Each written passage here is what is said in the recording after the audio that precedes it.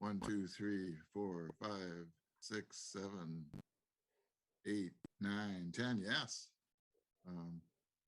Who are we missing? Whoever's not here, put your hand up now. Okay, is it time to begin? Yeah, I guess so. I can't quite figure out who. Bert's not in yet, and we're missing someone else. Well, I don't see the usual array. I just this display or something. But shall we go through the introductions? I'm Bob Checkaway, the outgoing interim chairman from somewhere near Paso Robles, California, where it's just under 60 degrees, not a cloud in the sky. Who else we got? Hello? Joey, how about you?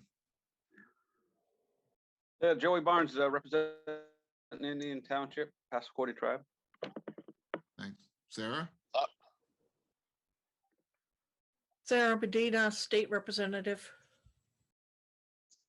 Zeke? Zeke, can you hear me? Okay, we'll come back to Zeke. James? James Cody, State Commissioner, Farmington, Maine. Darren? Darren Ranko, I'm the junior representative from the Penobscot Nation. Okay, I see Bert is coming in. John Cashwell. John Cashwell, State Representative from Bangor, Maine. Thank you. Richard?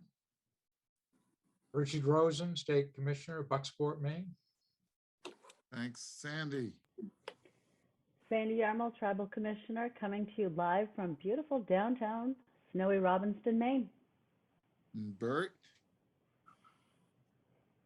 Hey, I thought I was muted. Hi, everyone. Bert Polchis, Commissioner from Penobscot Nation. Thanks. Good morning. Good afternoon. And Sam? Sam St. John, Holton Band of Mountain Indians. Okay, and the one guest we currently have is Judd Esty Kendall. Judd Esty Kendall in Glenburn. I'm a researcher for MITSC and working on what we call the 6207 project. Okay. I think that's everybody, Bob. Great. Paul, do we need to rearrange the agenda? Any fashion? Rachel, can you put the agenda up?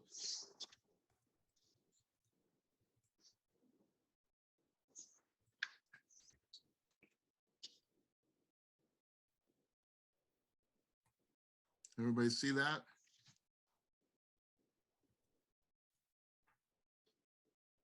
Can folks see the agenda all right? Yes.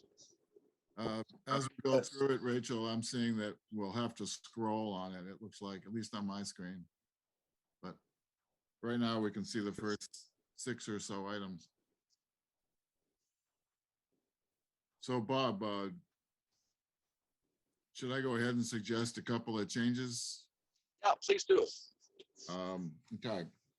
I think I'm going to suggest that the item regarding the remote meetings policy that's in the latter part of the agenda be deferred until the next meeting. I'd like to have you move up the item regarding the work plan so that we have that addressed relatively early in the meeting in case there needs to be a vote on it.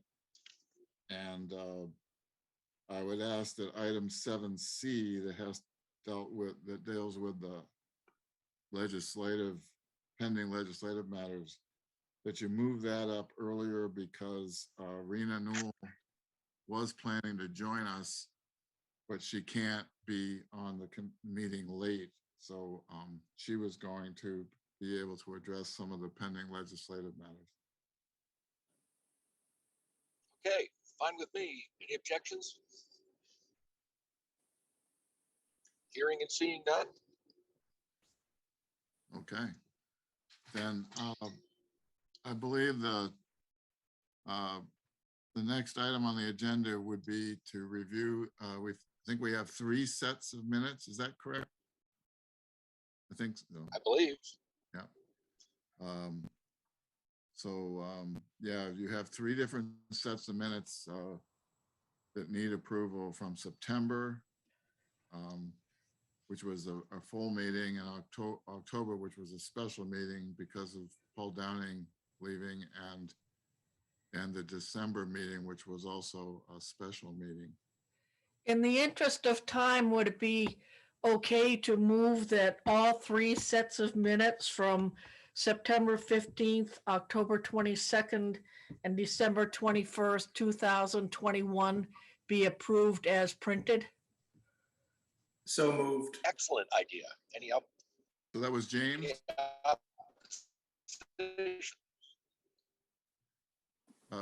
Just to clarify, James made the motion. And I'll second I'll it. second that. Sarah, okay. James and Sarah.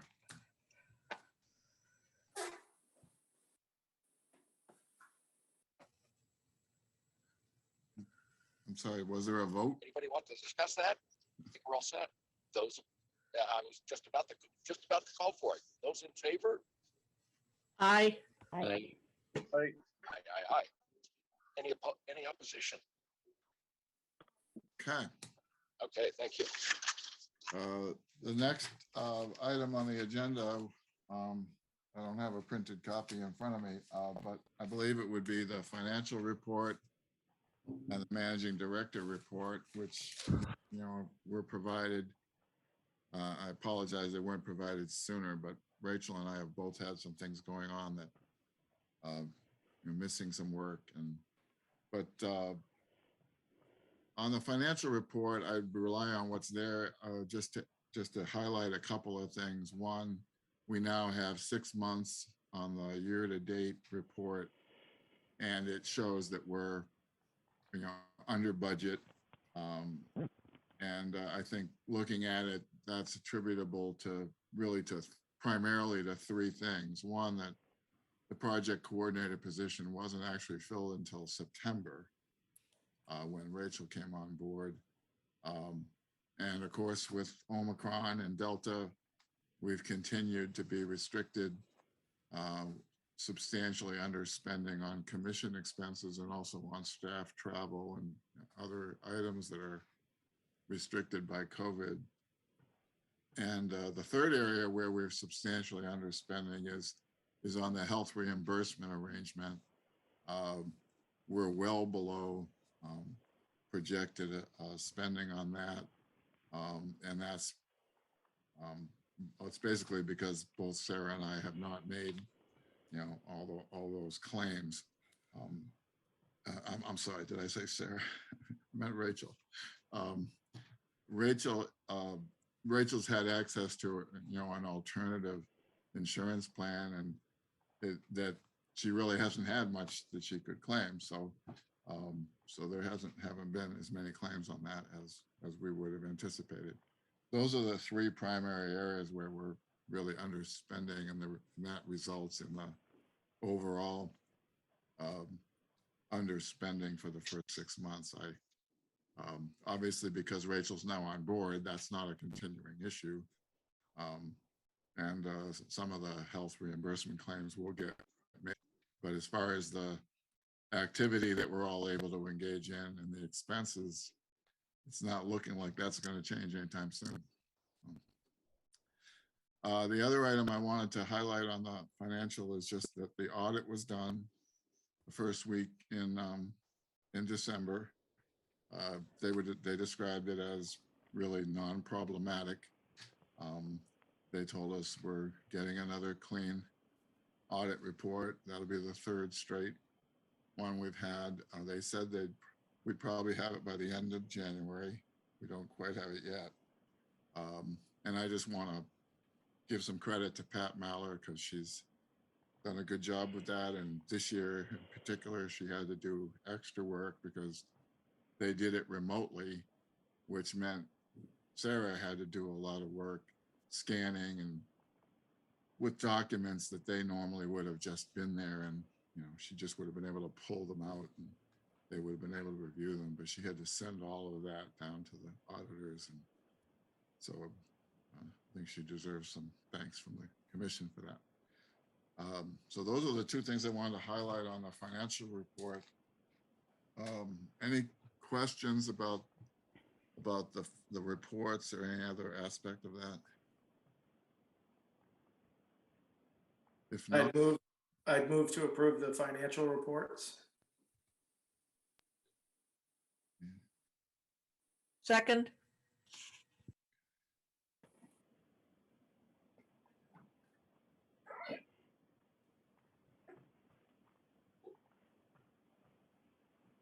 Any discussion?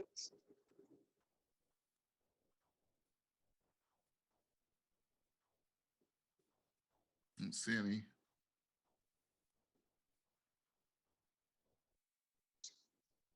So Bob, I hearing no objections. Can we deem those reports approved? consensus? Okay. Then on the managing director report, again, I would rely primarily on the written report.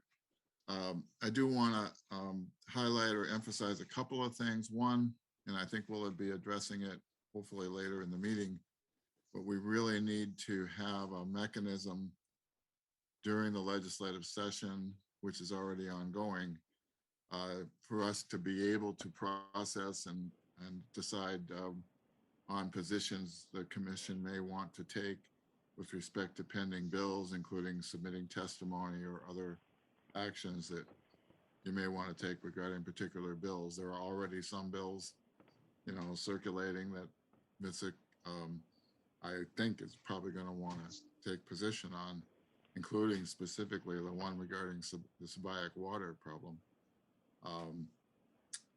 So we definitely need to have a way to process that and get basically direction to Rachel and me as far as what you want us to submit regarding any of those bills. And the other thing I want to emphasize is I think it would be really good if you could go ahead and schedule future meetings now, although I understand with Newell coming on, that complicates it because he's the chair. And but I do know from talking to Newell that he's very much in favor of having as many meetings as the commission needs to have. So I would just emphasize that some way or other we need to get a meeting schedule in place, because it's just been too hard to schedule them unless they're well ahead of time. Even with November, that meeting was scheduled in June, and yet when November came around, we weren't able to get a quorum. So that is an ongoing issue that you all need to address. Those are the points I wanted to make on that. I don't know if there are any questions on the managing director report. If not, I don't think that needs a motion, it's just a report. But Rachel, I don't have the printed agenda because my printer's not working. Can you tell us what's next on the agenda? Is it the chair? I actually don't have it. Sorry, Bob, what were you going to say? No, go ahead. I think we got the next on the agenda is old business, beginning with the chair. I think that's right. So Bob, that's where we're at. Hey, can I introduce this one? I'm afraid I have not been traveling. I haven't been able to keep everybody up to date the way I would have preferred. But you got a good glimpse of what the administrative committee was wrestling with the last full meeting, when we did not get we did not get 7 votes for any of the applicants. And one thing that's going on here, since we have not allowed on the agenda for a period of executive session, I think we can get by as long as we don't name any of the other candidates, although you know what the background is there, we had a good thick debate and discussion over whether the commission needs a native member as a chair or not. And I won't go back through all of that history, although it was informative for those of us who were involved in it. But at some point after our last full group meeting, the other candidate, sensing that there might be some resistance along those lines, did not want to become commissioned over a divided vote, and so withdrew. And I think we can leave it at that without going into the details of the discussion. Although anybody who's interested should feel free to contact me or Bert or Kevin or Sandy or Richard, who were on that committee. I think to get to the point, since we're left with one active applicant, Newell, I think it's now appropriate to move his nomination as permanent chair, replacing me.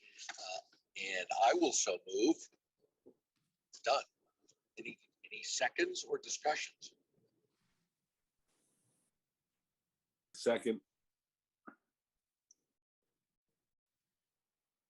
Seconded by Mr. Polchis. Any discussion? And if not, then may I ask for the vote? Those in favor of naming Newell Louie as our next chairman, please signify by saying aye or raising your hand. Aye. Aye. Any, we're going to need 7 affirmative votes there. Paul, can you see 7 hands or ayes? I don't see, I thought I saw all the hands, but Oh, okay. No, I can't see. are there any All I can see is no's? the speaker. That's another way to go about it. Any opposition? Okay, I think, yes, Paul? Looks unanimous.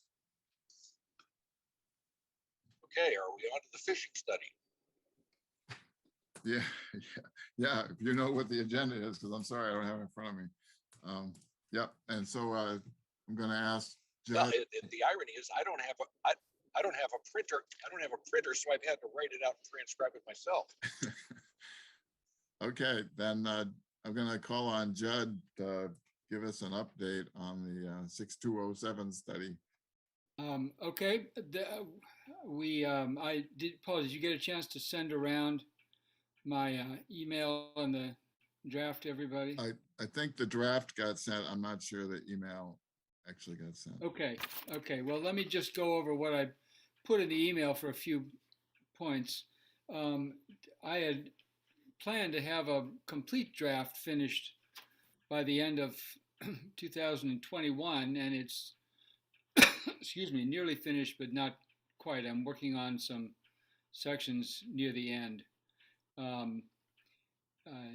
And Tony is working on the section. He's done 9 interviews and is working on the native view of sustenance.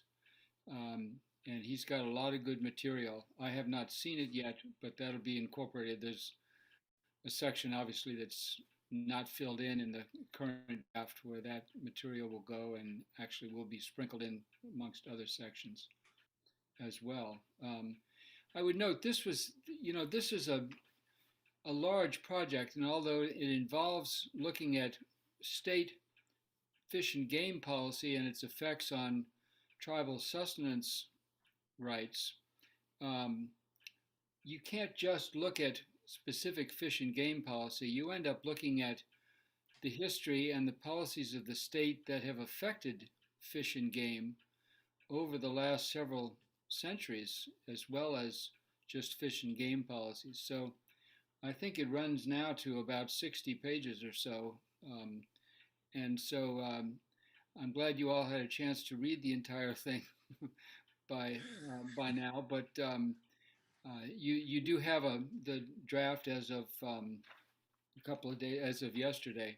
So I hope you will have the opportunity to read it. Some of the sections that haven't been completed are obvious, like findings and recommendations that are going to wait till we get more feedback, more input, and the draft is finished.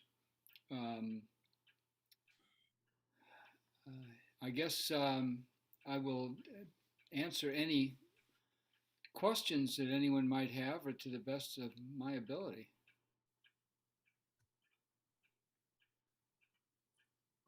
I'll just jump in. Oh, Sarah, I think. I wanted to say that I actually did read it, and I thought it was very interesting, very informative, well-researched, well-written. I learned quite a lot. One of the things that I wondered about was you just mentioned that the new sections you're working on, pieces will be sprinkled in other areas.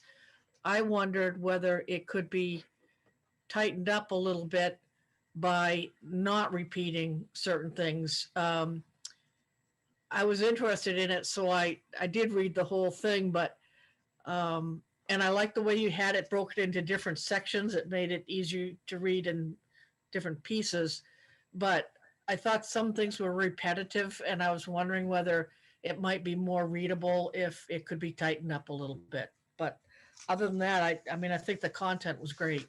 I absolutely appreciate that, and it will be tightened up. My guess is quite a bit. I'm a fairly ruthless editor, even on myself. And one of the tasks that remains is, once there's a completed draft, is I'm going to re-edit from beginning to end, both for wording, for content, and for repetition, because you know, when you're working on anything, any piece of writing of this size, you don't read it again before you start off doing some writing each time, because that would take up all the time. So I am absolutely, I know some where there's some repetition, and I'm sure there's lots of other places. And that's one of the things I will be looking at as an editor of my own stuff when I go back to do it. Well, I definitely think you're on the right track, and it's obviously well researched and lots of citations and good information. So I don't mean to discourage you at all, but keep it up. No, thank you. And you know, one of the goals that we started off with is to make something that is readable and accessible. We're not interested in having another having a document on the MITSC website that's just there to show that MITSC did a report. I would like it to be read, and so the writing needs to flow, and it does need to be tightened up as much as it can, and be informative and interesting to those who want to read it. One of the things I saw, which may not get picked up by spell check or word check or whatever, there are some misprints, but IJC and JIC are interchangeable in there. Okay. It's the International Joint Commission, I believe. Yes, that's generally what IJC is supposed to refer to, and I'm sure that There's a JIC in there somewhere, so that it got flipped and flopped. I have, first of all, spell check doesn't pick up everything. Second of all, when it does, sometimes to me it's dead wrong. And third of all, I will be looking for all kinds of typos, punctuation as I go through it again. And we have the other Rachel, Paul's daughter, who, as an editor on this project, who is another ruthless editor and a great footnote. She'll make the footnotes make sense and be correct in terms of form. So, yeah, I appreciate that. Anything you see and you want to send me a note on, please do. But I'm sure there are quite a few typos in there. Yeah, I'll wait till the end, and because you already have gone through it, I think, with a hatchet. Okay. Zeke? Yeah, just in regard to typos, on the list of commissioners. Joey Barnes's name is not included. Just heads up. Oh. Oh, sorry. Yeah, I have gone back and amended the list of commissioners at the beginning a few times during the course of the thing, and I just didn't get it right. But that will be checked.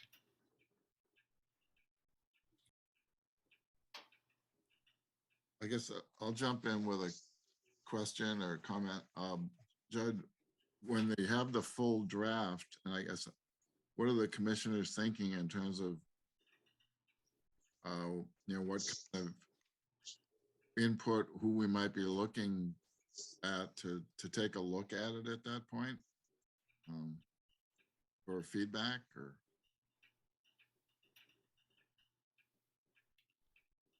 I'm not sure I understand your question, Paul. I'm just wondering if once we have a full draft, do you want it to be looked at for feedback from, anyone outside the commission? Like, for instance, John Banks or, You mean like a peer review of sorts, or just Well, rely on? I guess I'm throwing it out there. I don't know if it would be a formal peer review. There was some discussion a while back about at some point, sharing it with some other folks to get feedback. Maybe we would pick up some things that we hadn't covered. And I'm just throwing it out. It was brought up before, so I'm just reminding you that it came up before. Yeah, I think it's a good idea. Ed Bassett has looked at. I know has looked at parts of it, and made some good suggestions. I guess we can cross that bridge when it's done, right? Yeah, I mean, it's up to you. Just sorry to interject here. Chad, I haven't looked at it as much as I'd like, but if you want to talk about it, reach out in terms of now, especially the numbers on the sustenance and the historic. I mean, you cite my work quite a bit in here, so yep. Yeah, I'm happy to discuss that with you. And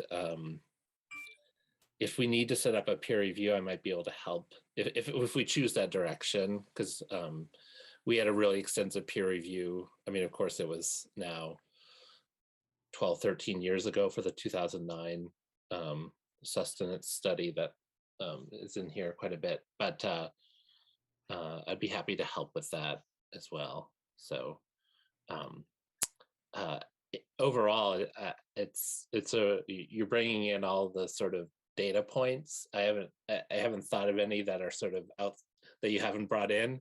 So it's just it's a real challenge. I appreciate all the work you've done it, because I know how big of a challenge it is to bring in all these different kinds of information to kind of get something that is usable in a policy context. And that was our challenge in 2009. And I think it's still the challenge today. So yeah, just offering whatever if you want to reach out. Thanks, Darren. Yeah, and that was a great paper, the sustenance paper, and really helpful. I think Sandy's got a question there. I do. Actually, a couple kind of woven in. Excuse me. First of all, I would want to know who will own this document when it's completed.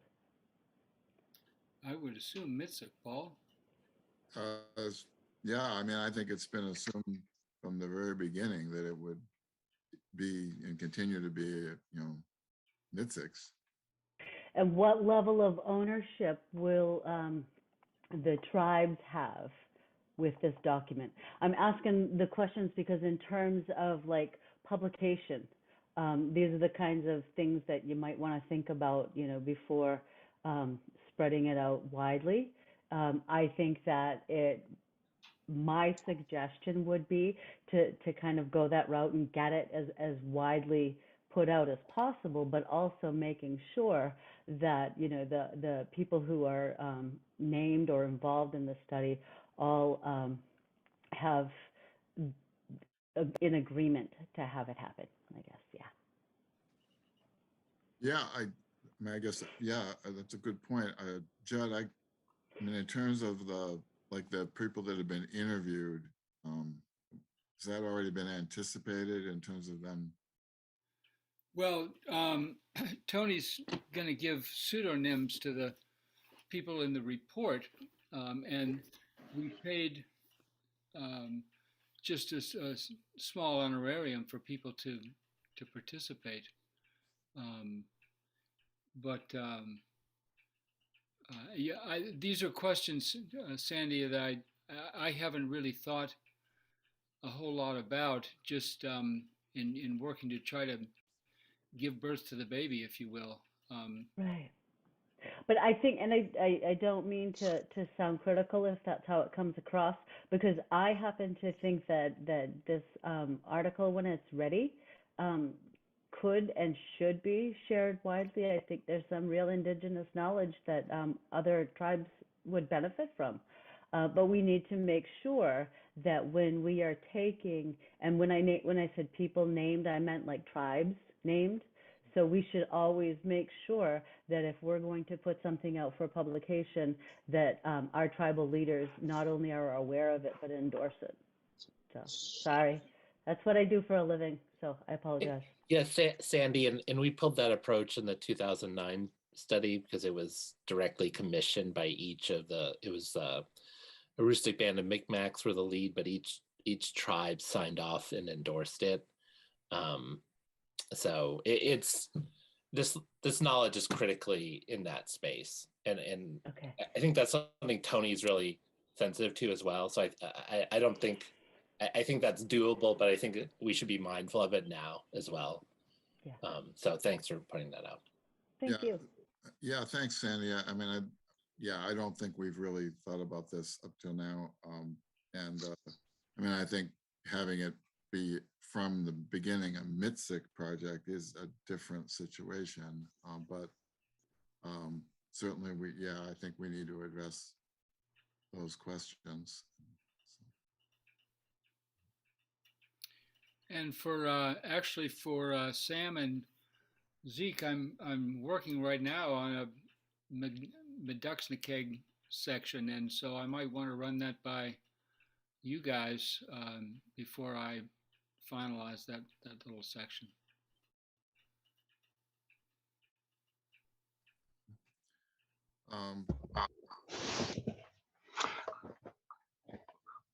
Sam St. John here. I'd probably be the one you'd want to contact on that. Yeah. Okay. Yeah, I've seen pictures of you, Sam, in some of the articles I've looked at. I don't know if that's a good thing or a bad thing. No, it definitely helped the articles, I'm sure. Bob, where are you, Bob? Are you seeing us, or all right? I see each speaker.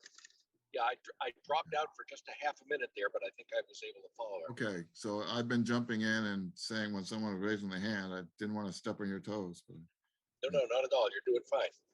Keep it up.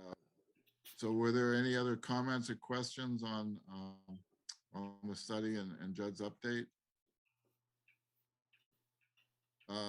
Okay, well, I gather from what Judd's telling us that we're not far away at this point from having a full draft for you all to look at, and then we'll go from there. So I don't want to miss agenda items. I need somebody who's got the actual agenda in front of them to. Well, the next thing would be the effect of 1626 on MITSC. Were those? Oh, can we back up a second, Judd, Bob, because I made a note here when I looked at the agenda to ask if we could move the work plan up. Sure. Action on the work plan, because just in case we get to the point where, you know, if you think you need a vote on it, which I guess I'm asking that you consider going ahead and approving the work plan. It's been around since November. You know, it would have been considered back at the November meeting. And we haven't made any changes to the work plan since then, so it's been around for a couple of months.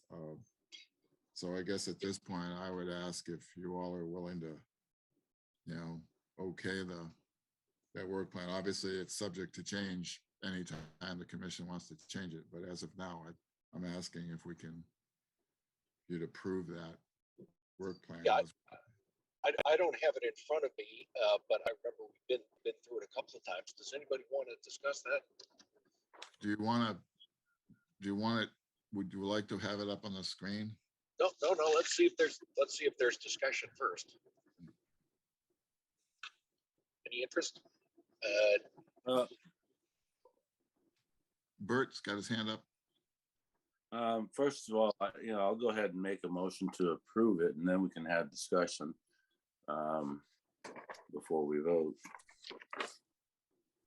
There you go. Bert's returning to our position as parliamentarian. I would move that the work plan be approved. Was that a second? Was that a vote or a second? Sure. I guess Bert moved and I'll second. Yeah. Now, any discussion?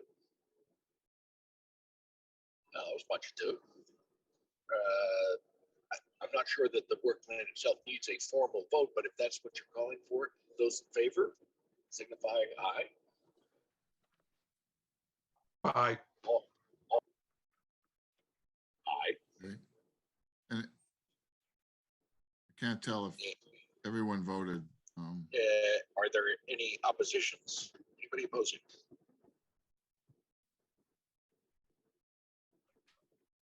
I'm not seeing anything.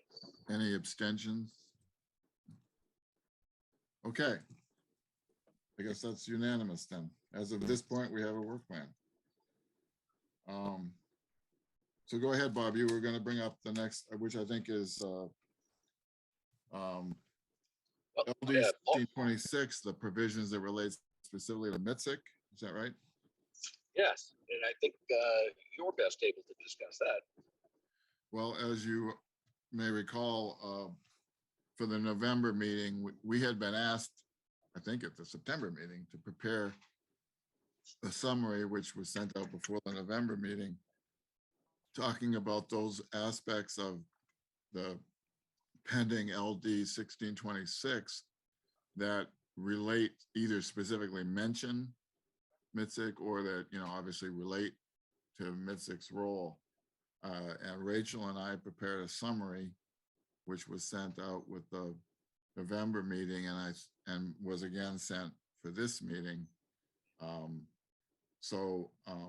These are the pieces of the bill, not the whole bill, not the jurisdictional provisions, but these are pieces of the bill as it is drafted that would either give specific duties to MITSC or would change MITSC's duties, or in some obvious way would relate to MITSC's role.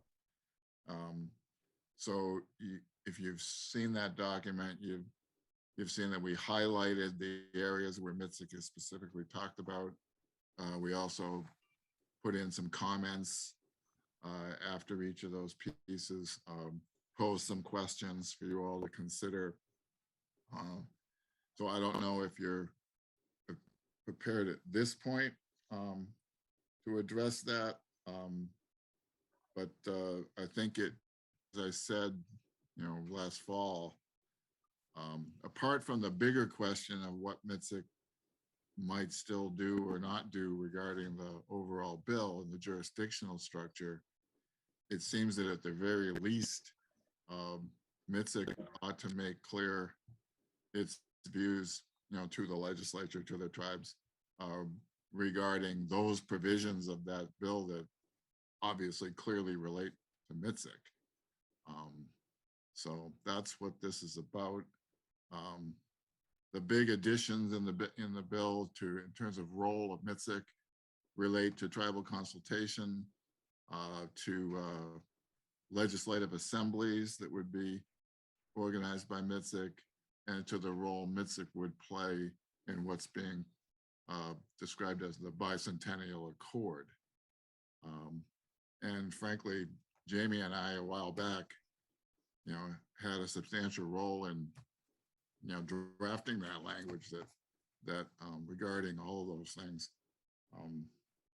So I'll put that out there for any comments and whether or not do you feel that you want to address it now, or maybe do you want it to become an issue for the legislative/policy committee?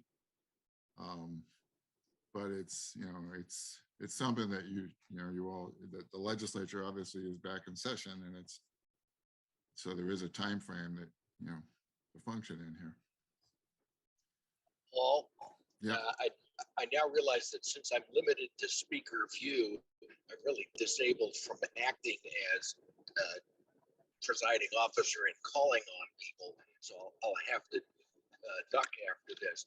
But my own view on this is that there's no way we can productively address issues like this as a whole group. We really do have to rely on the legislative or policy committee to work things up.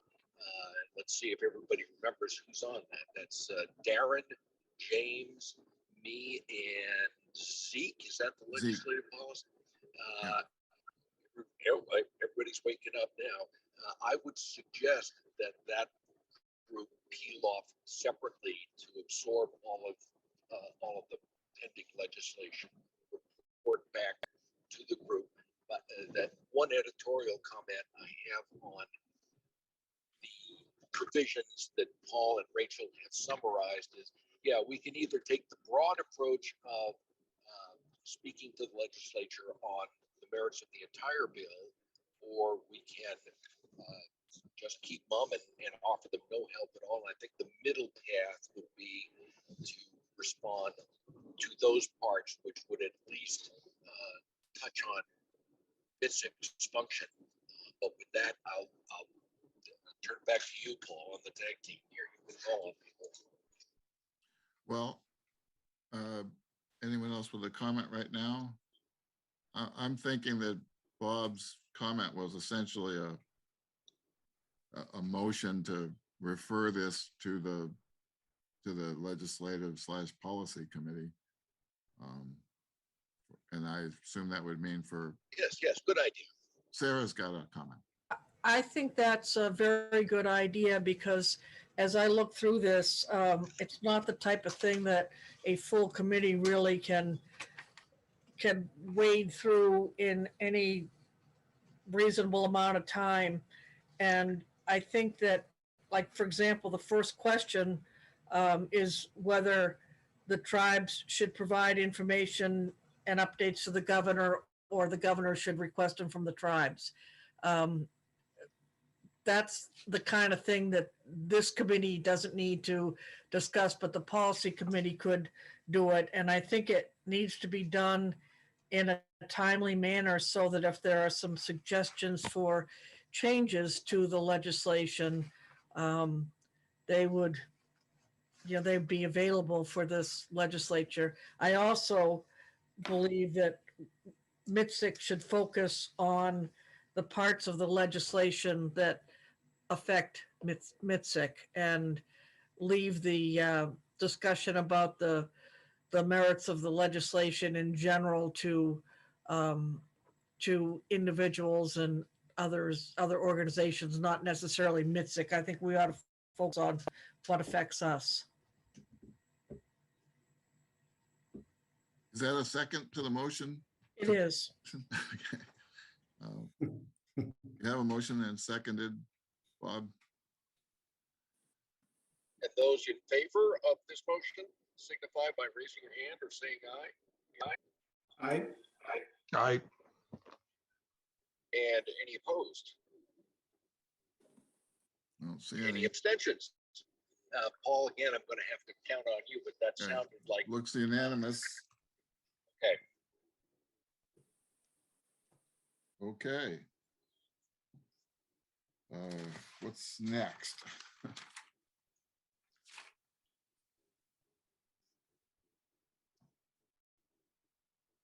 Again, I'm hampered because I don't have the written agenda. Are we done with 6? I think we are done with all old business under 6. Okay, then we go to 7, new business.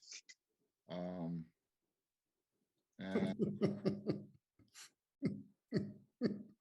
my notes indicate that the first item under new business is the Sabayak water issue. Is that That is the way it's listed. okay? Okay, I see Bert is throwing that up on the screen there. Okay.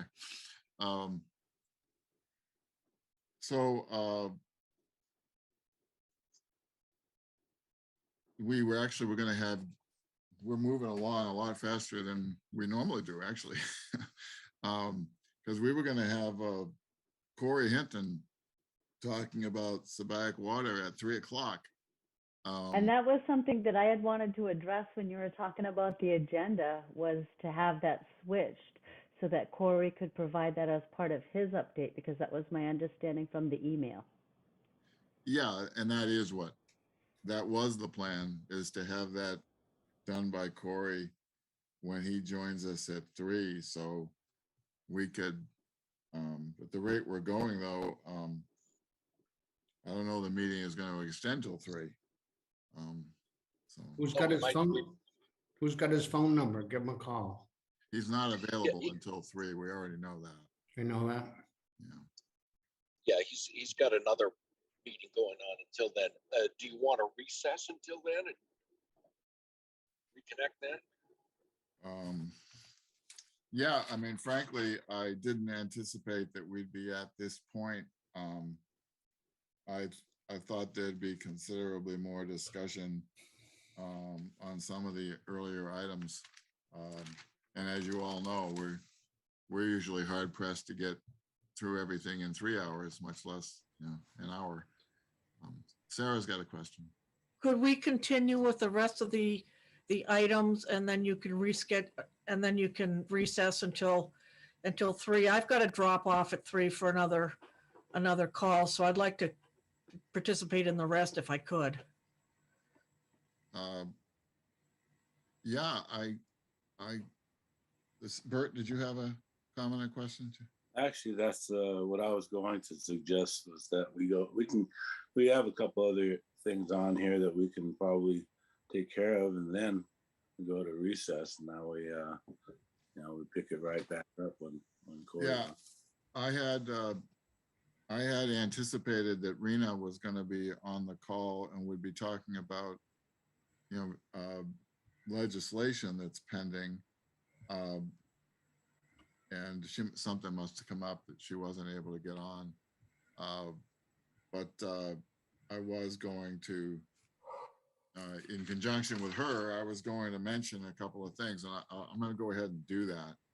And then I think we have one other item, and then I guess we could recess and come back for Corey.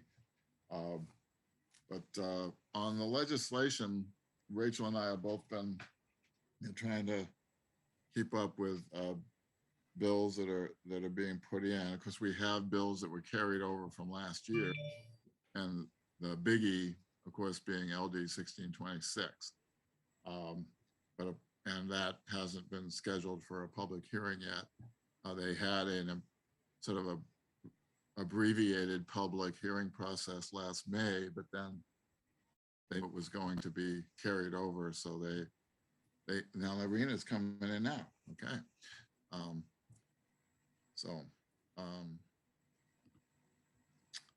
Hello, Rena. You're muted.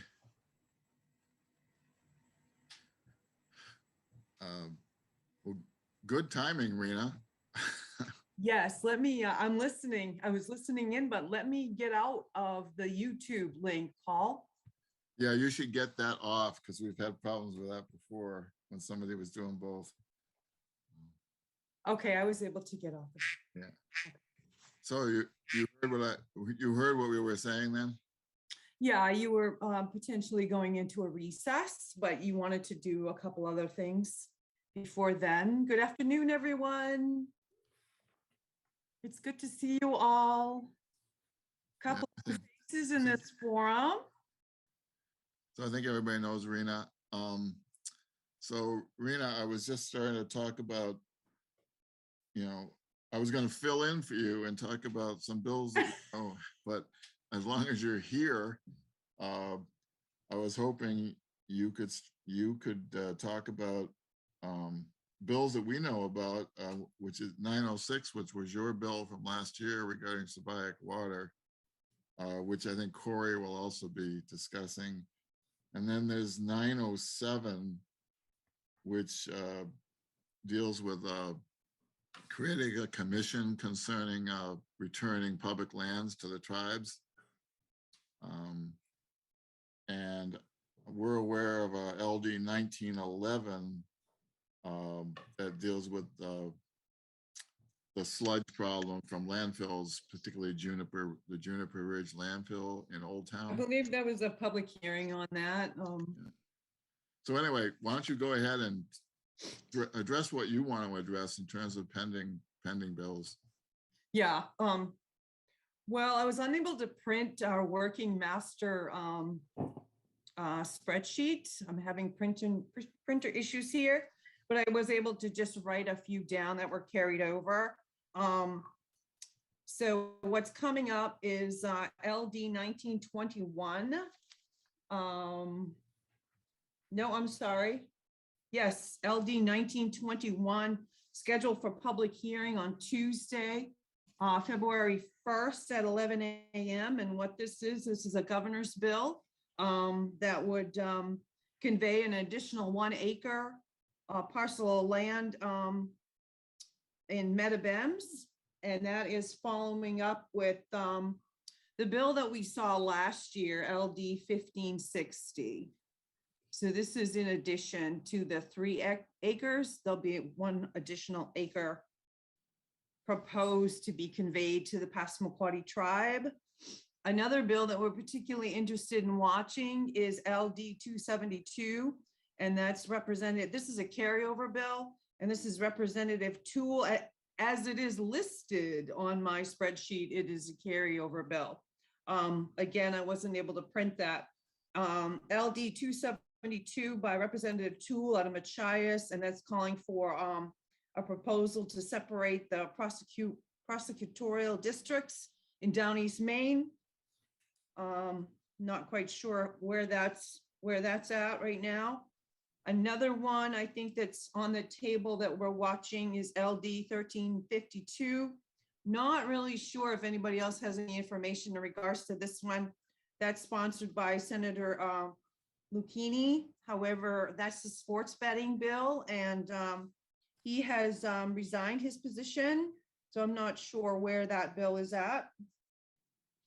And then, of course, we'll continue to watch LD 1665, which I believe MITSC had a presentation by Representative Babich on this particular bill last session.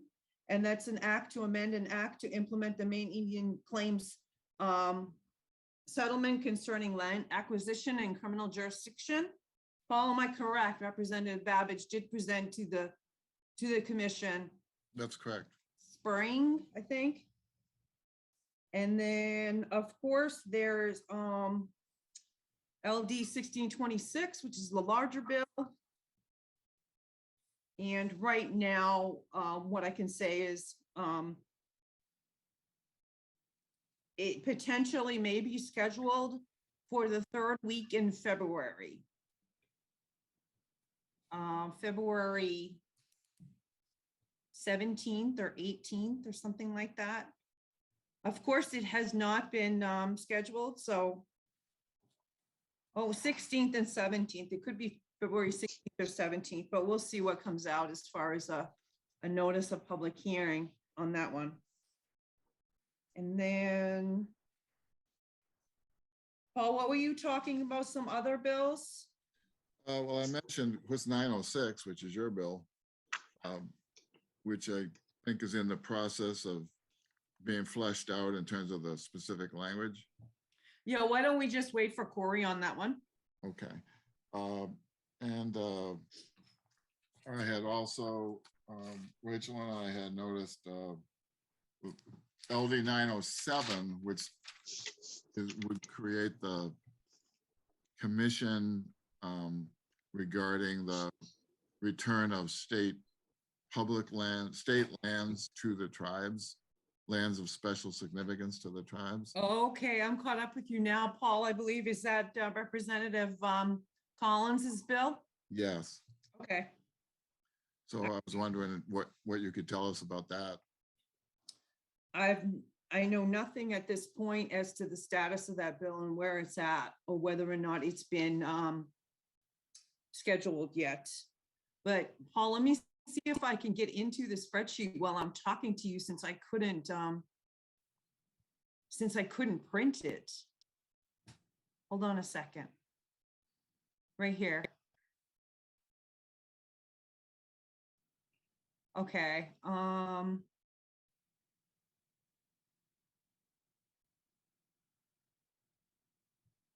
I'm here, Paul. Hold on. Okay.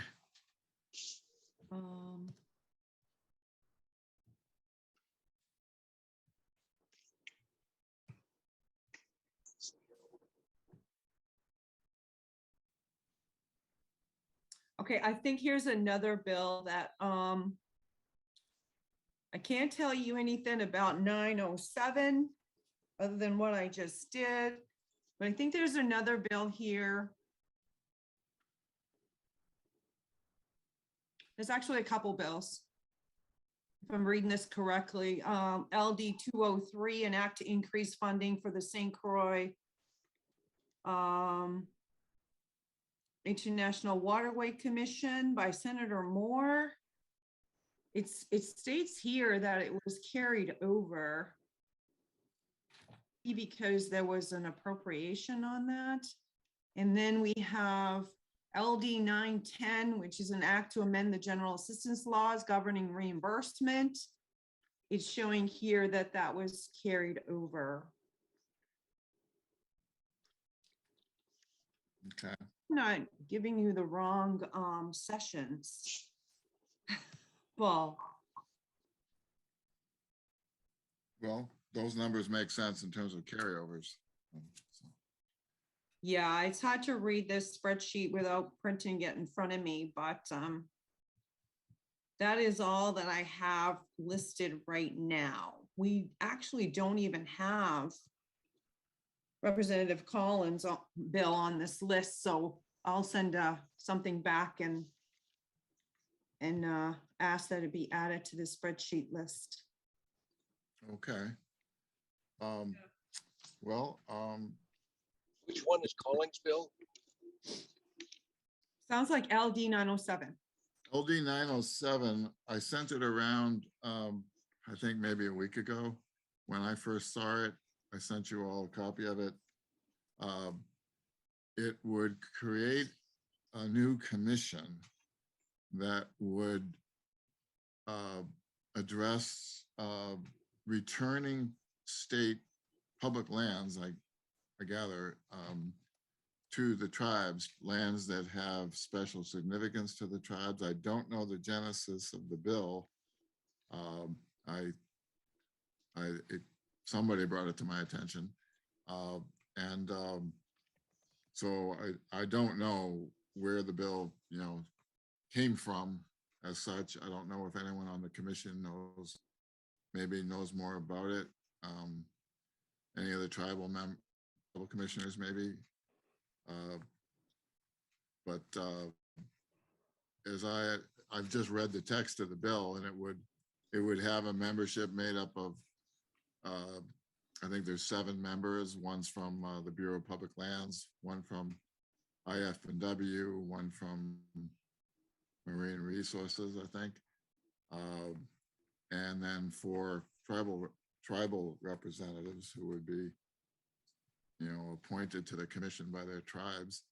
And they would study and make recommendations regarding the return of certain pieces of state public lands that are of special significance, to the Wabanaki tribes. That's my understanding of the bill. So if there's anybody on the call who knows more about that bill, please feel free to share it.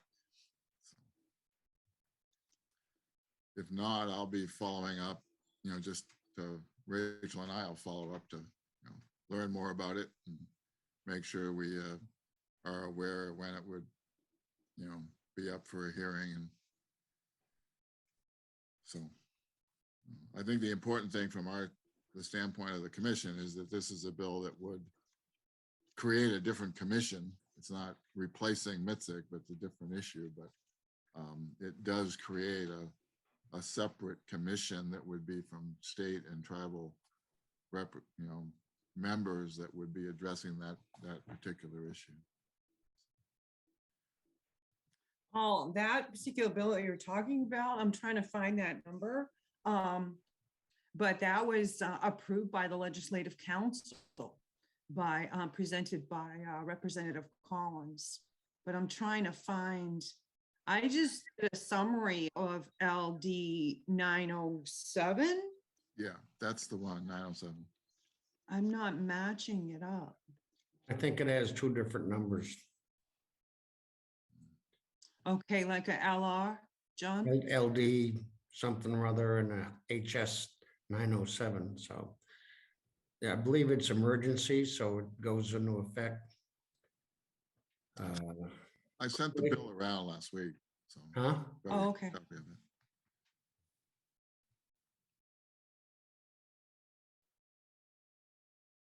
All right, well, we'll follow that and try to get more information about the genesis of it, and it'll be one of the bills, I guess, that we have the committee take a look at and see if MITSC has a position to take on it. So Rena, anything else other than just specific bills that you want to share with the commission, or any pitch you want?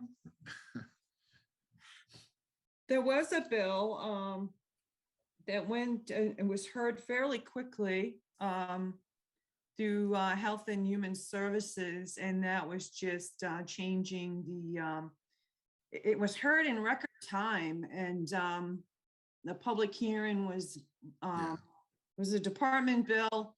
Public hearing was given, and they immediately went into vote for a work session, and they voted it out of committee. And that had to do with just changing the structure of the public health district as far as employing a tribal liaison from either the Wabanaki Public Health and Wellness or from one of the tribes versus, right from the state department. So that went very well. Yeah, I had seen that. I had seen that bill in it that it was coming up for hearing, but it looked like there was basically consensus that it wasn't a controversial bill. Yeah, it was the department bill.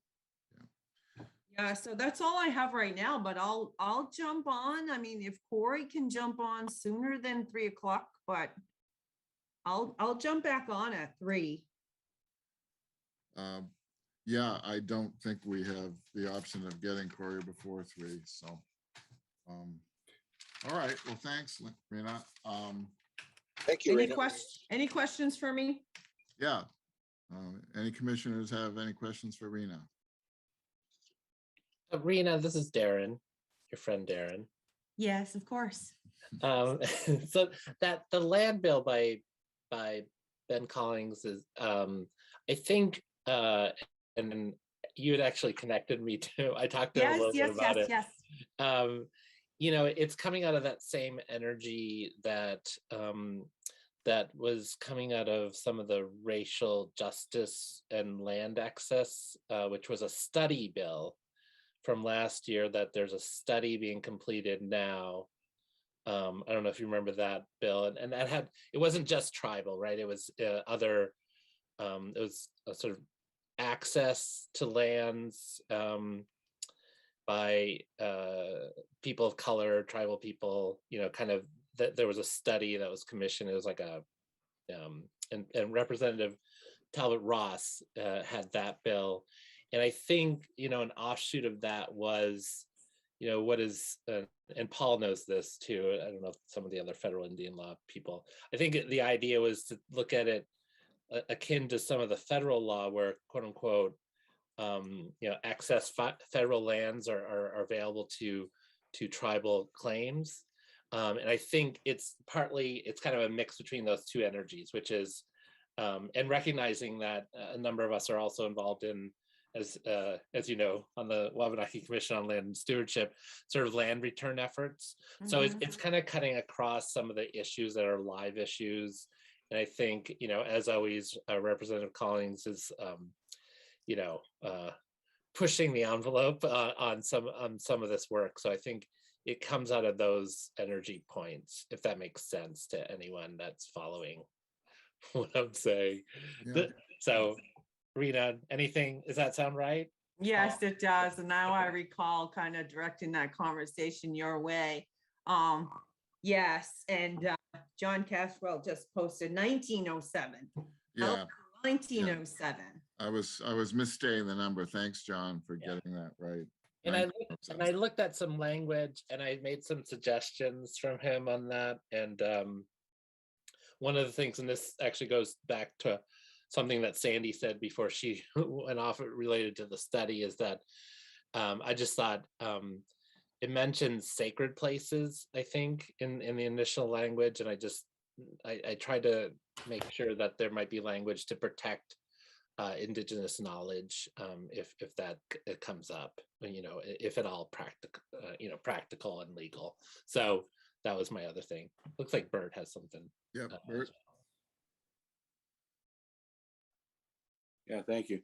I was looking over this bill, that 1907.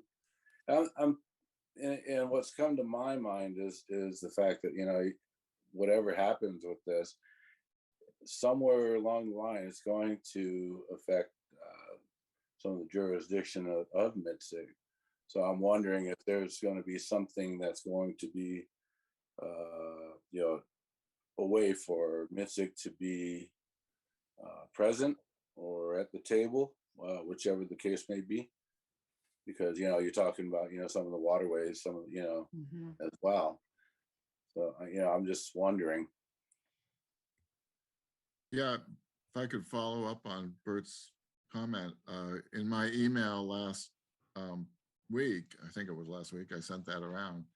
I kind of posed that question, shouldn't MITSC have some role here? We're not listed, as a member of that, what would be a new commission or the study, or not even in an ex officio capacity. There is a provision in the bill as drafted for them to designate other members who would, join that commission. But anyway, I had put the question out there whether that might be something where MITSC wants to weigh in and say, look, we don't want to run this, but we think we ought to have a voice here, a role to play. I mean, I think, thank you for bringing that up, Bert. And now it's all started to come back to me a little bit at a time. But Paul, I think I felt the same way, in that I think MITSC would perhaps need to be as part of the discussions and have an active interest either in, the public hearing portion of it to reflect on the proposed language, or if it goes to the point of a commission. So after additional study of the bill and perhaps even a presentation, Paul, by Representative Collins to the commissioners, you'd be able to determine what direction that you may need to go. And then an amendment could easily follow, that language need be. That would be my suggestion, but I would think that MITSC would have an active role in that. Thanks, Rena. Other Bert? So, yeah, thanks, Rena. I appreciate that. I think that somewhere along the line, maybe, we should be thinking about making that contact and seeing if we can get a presentation by Representative Collins. I can certainly do that, Bert. I know that I signed on to this as a co-sponsor, but I can certainly do that. I mean, if you have any idea of any dates, I can certainly reach out to Representative Collins and see when he's available. Well, I'm going to jump in and suggest that realistically, in terms of time frame, that if there's going to be something like that, it would probably have to be with the committee rather than with the full commission, Okay, just in terms of, you know, the time frame and how often the commission has full meetings. Does that sound okay to the 4 members of that committee? Yes. Okay. Did we lose Zeke? Oh, there's Zeke. oh, Okay. I can see Zeke. So, Yeah, I'm right here. Sorry, I Yeah, should have given sorry. a thumbs up. So It's then, fine. Paul, let me make a connection with Representative Collins and just circle back to you, and then you can reach out That's to your committee members. that'd be great, Rena. Thanks. Okay, cool. Yeah. So why don't we, if there's nothing else for me, why don't we just jump off, and hopefully everybody can join back up again at 3 o'clock so we can talk about this water bill, and if there's any additional questions on 1626, Corey may be able to answer that. Yeah, thanks, Rena. And yeah, we're gonna do one more thing, I think, and then we'll take that recess. So, Okay, cool. I'll jump back on again at 3, even though I have another Zoom at 3, I'll jump back on. thank you. Thank you. Thank you, Rena. Thank you. So, somebody correct me if I'm wrong, but I think that the only other new business item still really is to talk about the Holtracom case. 'Cause I think we deferred the item about the remote meetings policy. So I'm trying to see that, Bert. I can't quite read, Bert, what you got. Scheduling the next meeting is the other item. Oh, right, okay, so the Holtracom case, this is a big case that's been going on for, I don't know, what, 20 years, is it, Bob, Richard? Yes, decades. Richard brought this to our attention recently with an email saying, basically, they got this huge case and it seems like it hasn't really been on MITSC's agenda. So how come? And then we had an exchange of emails about it. And I think Bob weighed in about the history of the case. It is a gigantic case that's been going on involving pollution on the lower Penobscot. So I would defer to Richard or Bob at this point to fill in a little bit about background on this case and how it might, be important to MITSC. May I take this, Richard? Simply the fact that I don't know anything about it won't keep me from talking about it. This drew my attention because we've spent so much time with the Penobscot River legal tangle that when Richard mentioned the Holtracom case, which also affects the Penobscot, I began to wonder, well, wait a minute, how many of these water-related issues do we have? We've got the Penobscot Nation case now in the Supreme Court. We've got the Holtracom case. We've got the Supplic drinking water issue, which will come back again at 3 o'clock.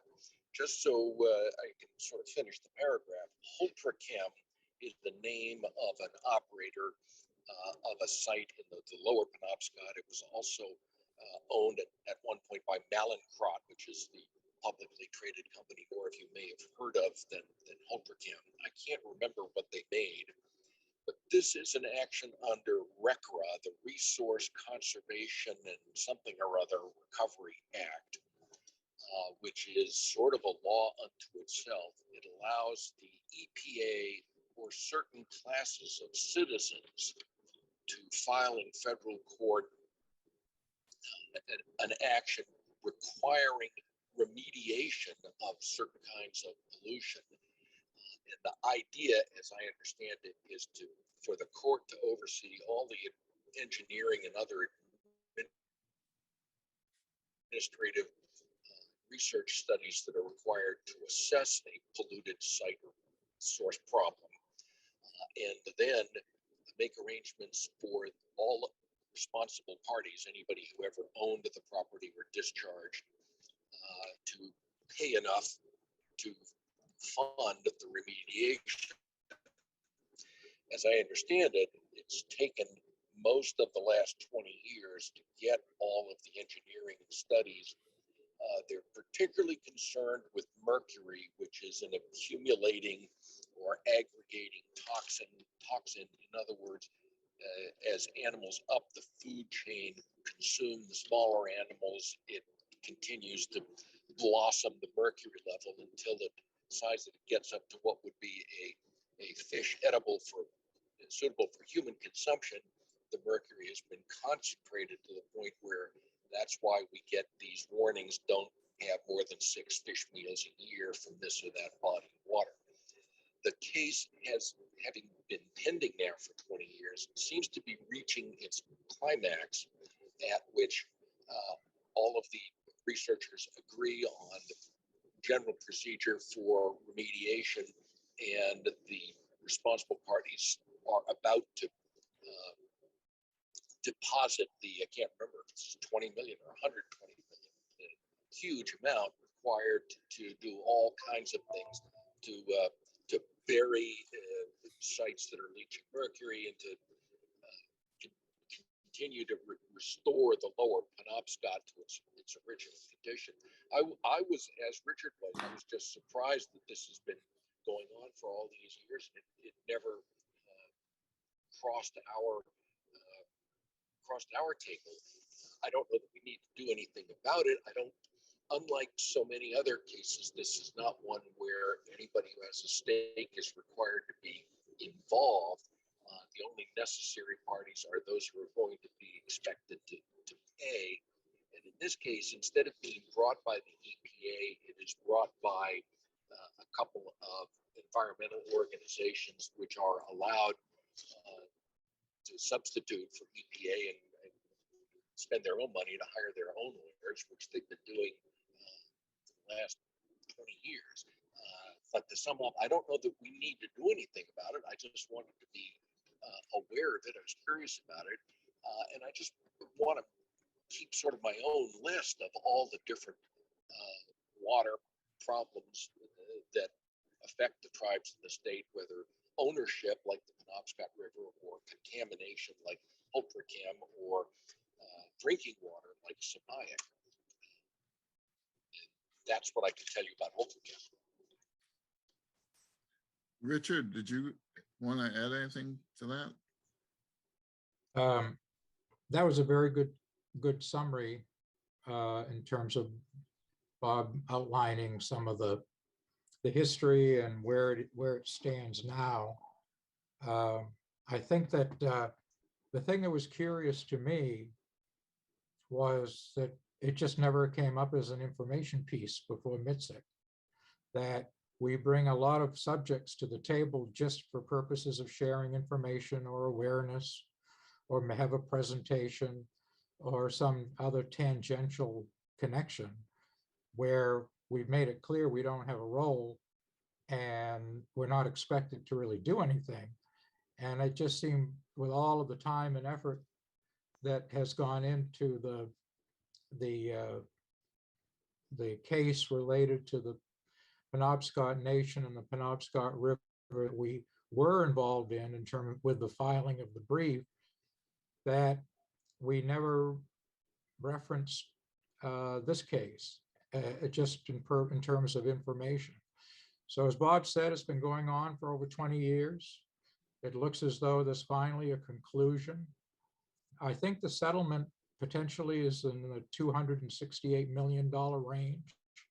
So it's a really big deal. And it's impactful, I think, to parties that have that are involved in MITSC. And so it was just for purposes of awareness and information in the event that, I mean, I can't imagine that there would be too many folks on this commission that were not aware of it. But it just was something that had never appeared on our agenda as an information piece. And it's a really, really big deal. So that's it. It was just awareness and information. Thanks, Richard. I guess I was just wanted to add that I don't know that it didn't ever come up on, I know it hasn't come up since I've been managing director. And I think I was sort of generally aware of the case, but honestly, I had never really focused on it. It might have come up years ago, possibly. I mean, it's been around for 20 years, but well, when I say hasn't, I'm only referring to my 3 years of direct involvement. I haven't gone back and reviewed the minutes. right. Yeah, and honestly, neither have I. But it occurs to me that if it was brought, it would probably be by the Penobscot, most likely be by the Penobscot Nation. And I'm wondering if Darren or Bert has any comments. I'm interested particularly in the Penobscot Nation's interest here and during remediation, being a stakeholder in the remediation process. And I also wonder if there, I'm assuming there's upstream effects with fish that travel through that water, and that it may well, in fact, be a MITSC issue. So, Paul, I can give you a little bit of the technical side of this. I'm sure Bert has a better insight on the political, perhaps cultural pieces. I was actually hired as an expert witness in the recent round of this court case, which led to the settlement, which is still waiting for approval. And I sent Judd the report because it might help him with his work. And the reason why I was brought in, based upon the 2009 work that Judd is also working with, was with the removal of the two dams on the Penobscot, the impacts for anadromous and to a certain extent catadromous fish within the context of the lower Penobscot are much greater. So in that expert report, I kind of lay that out. So the impact on sustenance, well, the potential impact on health related to sustenance fishing.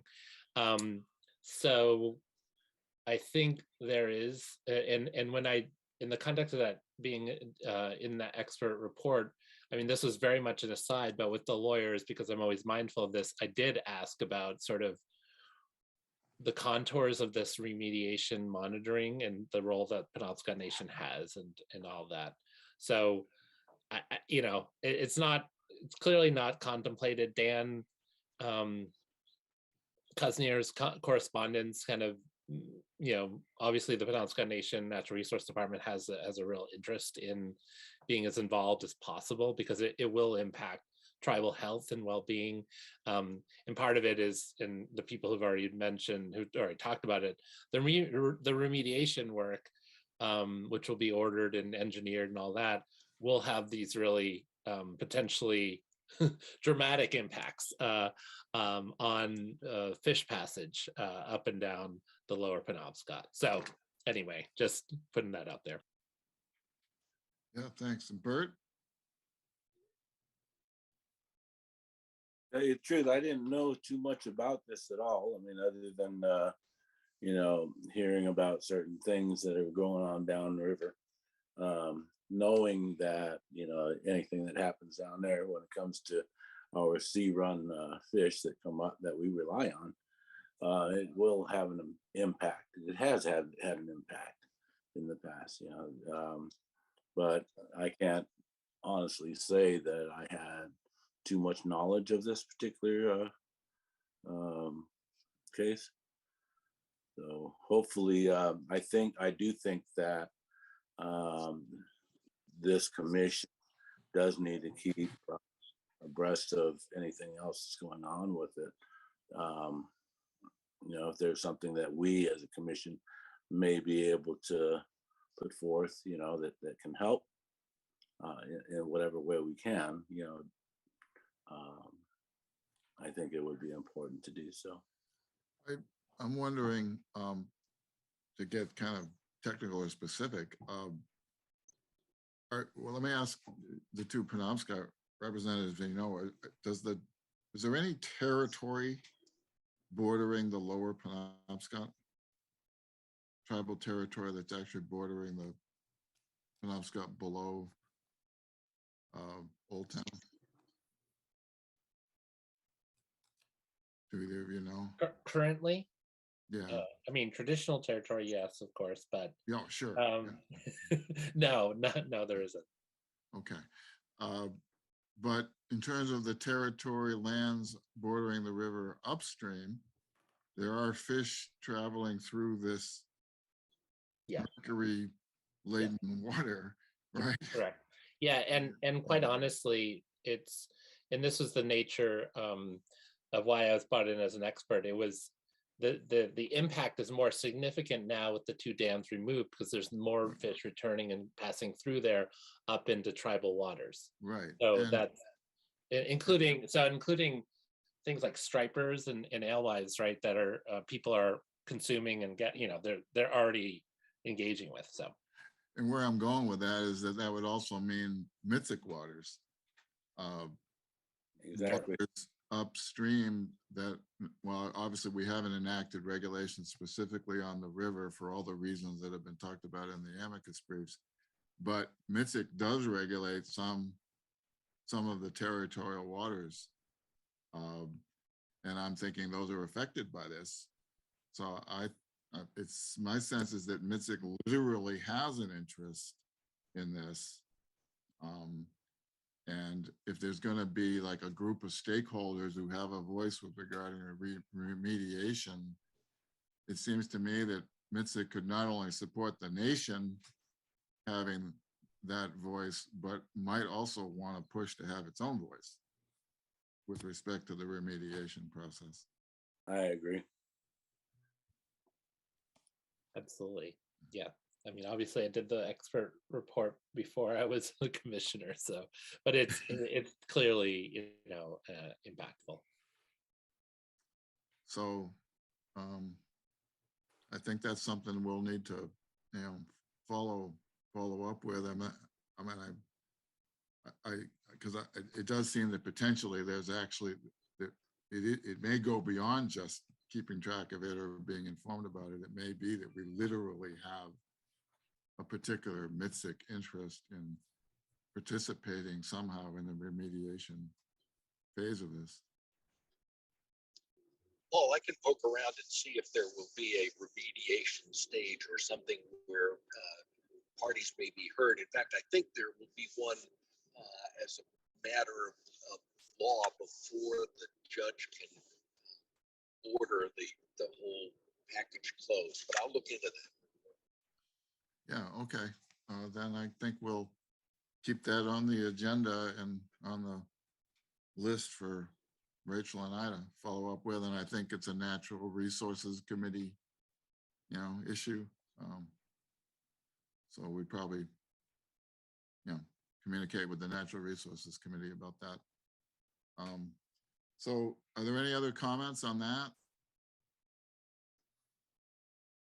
Well, then I think only that I'm also, Paul, trying to keep track of any other issues, and I think the Juniper Ridge landfill is one that affects the Penobscot watershed. But I'll keep adding to that. yeah, and the Juniper Ridge landfill, that is the subject, or certainly one of the subjects of the LD 1911 that I mentioned earlier, that would address Juniper Ridge and those quote on what they call forever chemicals that are leaching out of those landfills. So that's why I had suggested that LD 1911 might also be a bill that the committee may want to look at. I mean, that's Old Town, so that's ended up in the Penobscot River. Okay, so would you entertain a motion to recess? Yeah, I think that's where we're at. Recess till 3 o'clock. Sure. So motion. So Motion moved. by Bob and Bert. Just point of order, did we drop the scheduling bullet from the agenda? Or Oh, is that- so, no, James, you're correct. You're absolutely right. We did not. And I'm glad you brought it back to my attention. Because unless you want to wait and do it after you know, Corey, but I think it would make sense to talk some about scheduling meetings with the proviso that, you know, you don't have Newell in the conversation yet. But as I said earlier, I know Newell feels that it's important to, you know, especially with him coming on now, to have a meeting soon and to, you know, have the commission active, especially during the legislative session. So, James, do you want to address that? I mean, my only thought was that the months that you recommended in the executive director report to hold those meetings seemed to make sense. Just flagging that, at least for myself, and I think Kevin Hancock has mentioned as well, that there may be other commissioners taking seats after some of those meetings take place. So I would defer to the entire group on what to do, but those timeframes generally make sense to me. And just to refresh, what I had recommended was meetings in March, a meeting as part of a larger retreat in May or June, a meeting in September, and a meeting in November. Assuming that the commission still wanted to stick to basically that quarterly schedule, plus hopefully a retreat with a meeting. My personal views are probably more along the line of Bert's, that there ought to be more frequent meetings than that. But I made those recommendations based on kind of an assumption that there really hasn't been a sea change in terms of the commissioner's feelings about, you know, how often to have meetings.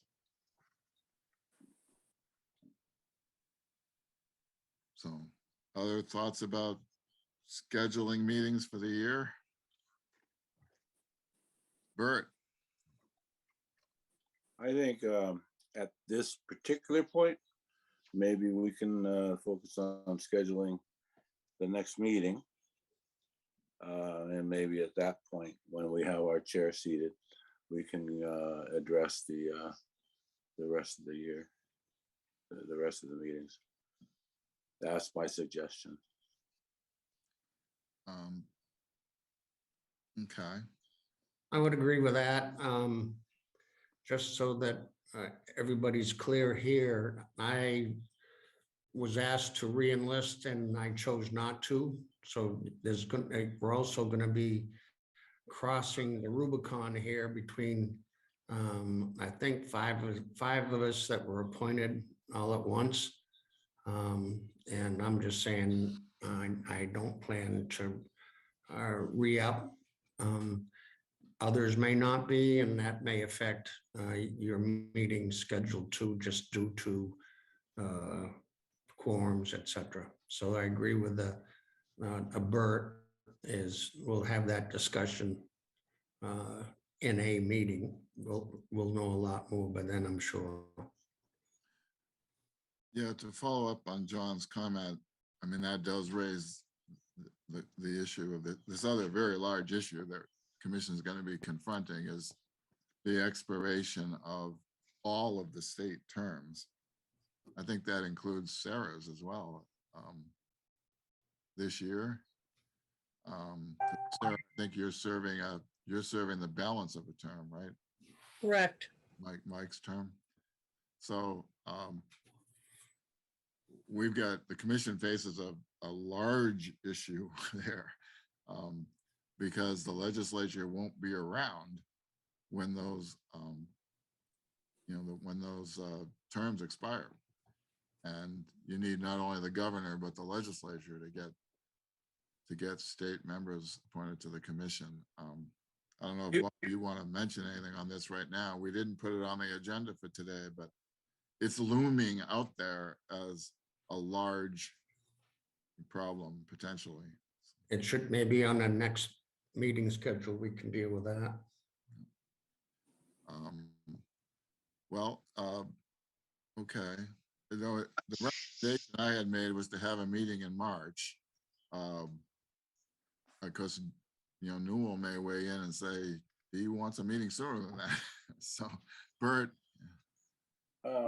Is there any way, I don't know if we do this publicly or maybe if you can just send, let us know via email when the expiration of the current state seats are. So that way most of them are in June, I believe. And then I think Kevin's is actually a little later, August. And Sarah, I think Sarah may be a little later than that.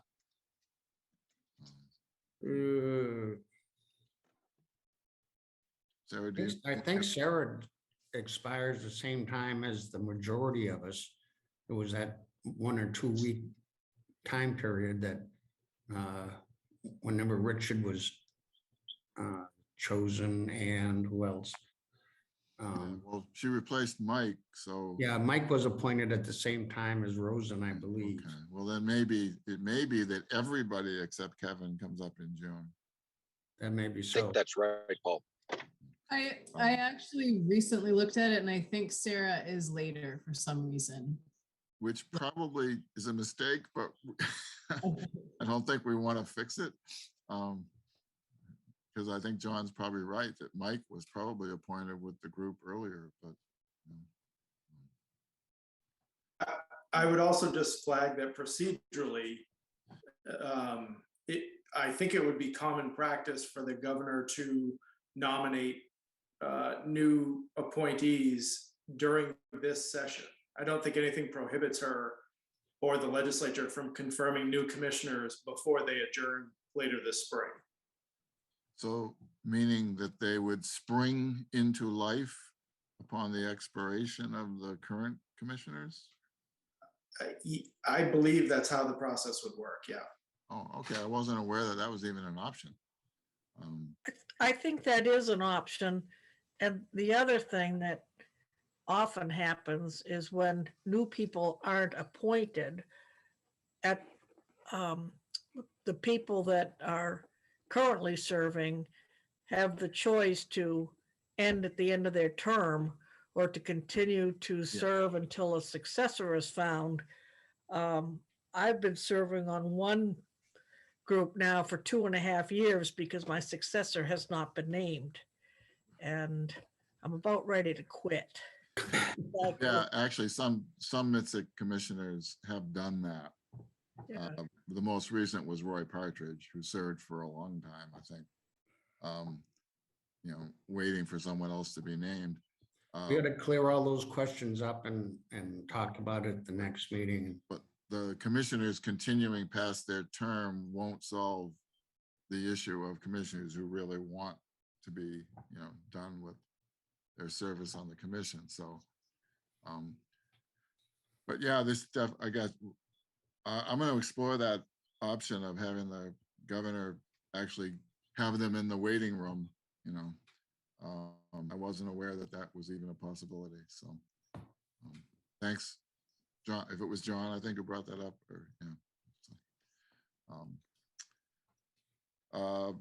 So we leave it as of now that we're looking to hold a meeting in March. And Rachel and I will go about trying to get that scheduled. Yes? Yes. All right. The still acting chair says yes, so.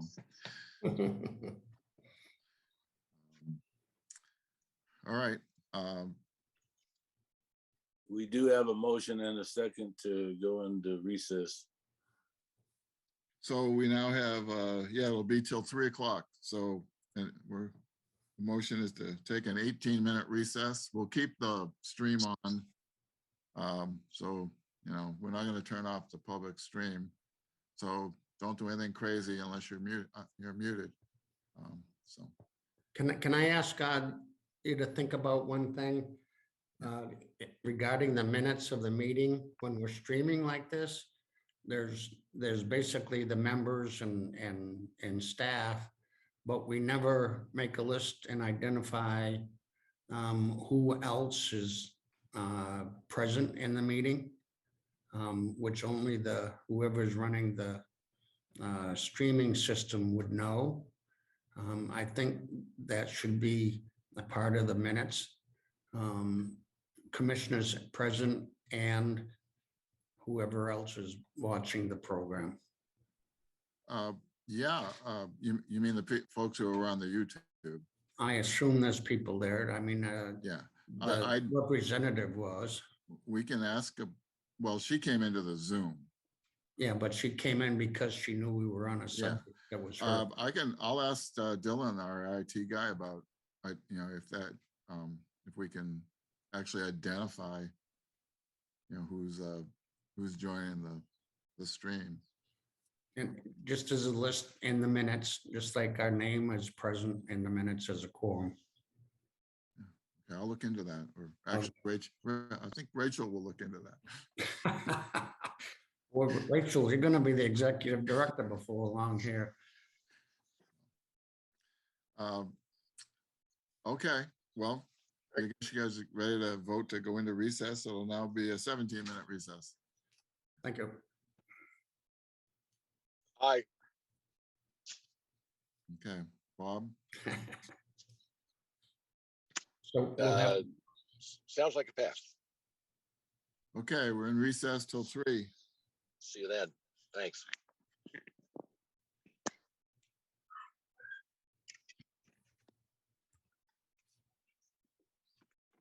I'll fill you in what I'm doing. This is still hot.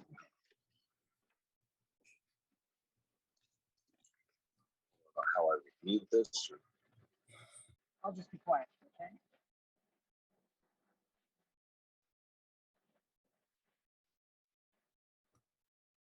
Bob, your mic's hot. Thank you. Trying to figure out how to turn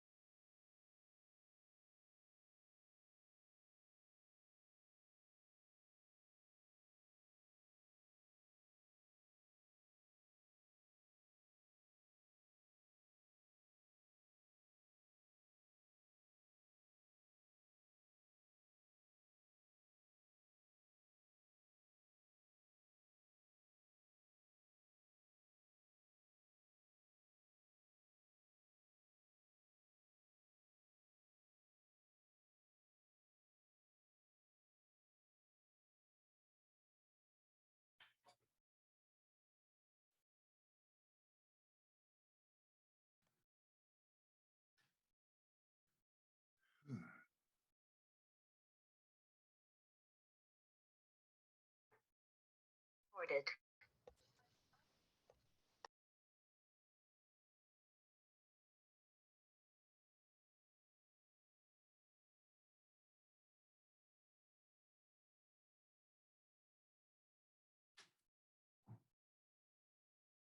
So Rachel, Yes. I'm wondering if maybe, have you got Corey's phone? I can check my email and see if his number is listed in his email. I I've just only, wondered if maybe you could just quickly touch base and see if he's, he's a busy guy, so I know Mhm. he was busy till I- 3. I think the phone number there is 772-1941.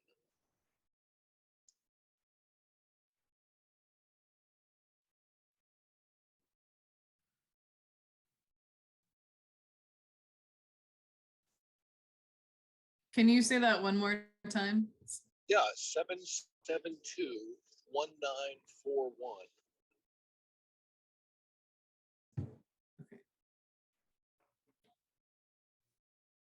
Although that's the switchboard, I don't know his direct dial.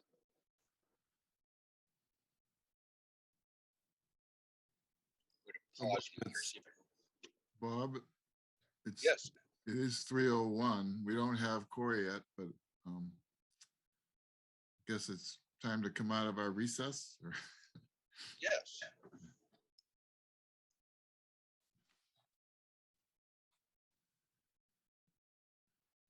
And I see Rena was able to join back, so that's good.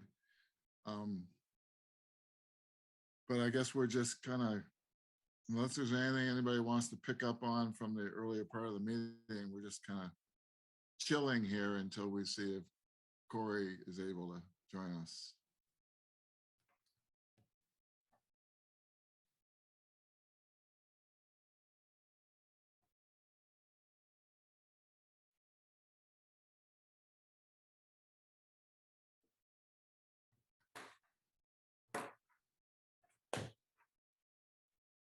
I don't know if Rena can help us, but I think just as background, I think Eastport, isn't Eastport and Pleasant Point on this water system?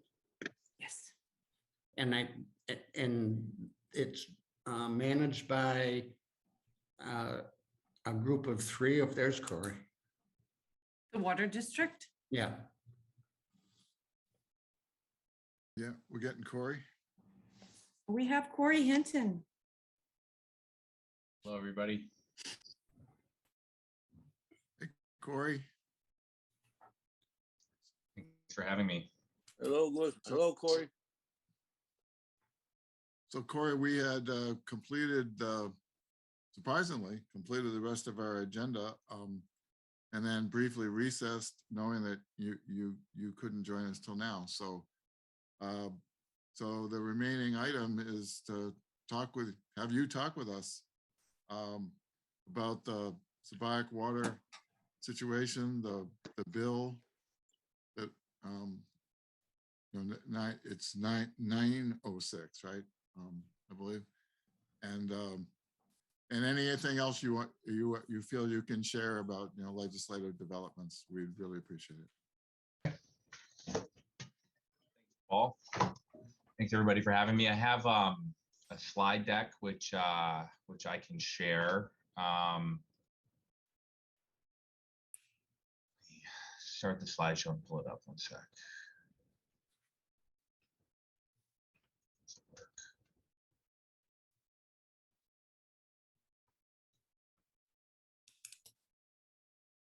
Can folks see the slide deck? yes. Yep. Okay. Well, unfortunately, hold on, bear with me for 1 second. Too many screens open on my computer here.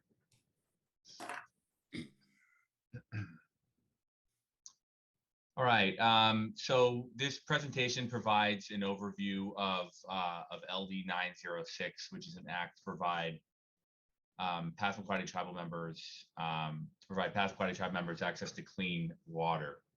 A little bit of background about this issue and why the legislation is necessary. The Passamaquoddy tribe at Pleasant Point has generally dealt with a lack of access to clean drinking water on a consistent basis going back for many years. For many folks, lack of clean water is the only reality that they've known, and they've lived their entire lives at Pleasant Point. The water that is received on the reservation, by and large, is delivered through a state chartered public utility called the Passamaquoddy Water District. The Passamaquoddy Water District was created under state law in 1983. It's a public utility, so it's regulated by the PUC, the Public Utilities Commission. Under state law, it's not the tribe, although it does have representation from 3 local communities, including Pleasant Point, Eastport, which also receives water from the district, and the town of Perry, which generally does not receive water from the district. The PWD source of water is currently Boyden Reservoir, which is fed by Boyden Lake, which is in the town of Perry.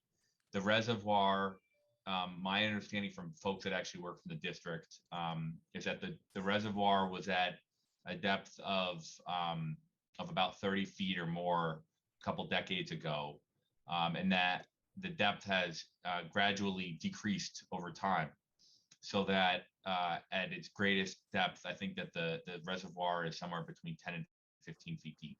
And the increasingly shallow nature of the reservoir is it's a significant issue, because it means that the water, which is piped to customers and is cleaned for delivery, it's sucked out of the reservoir from the bottom.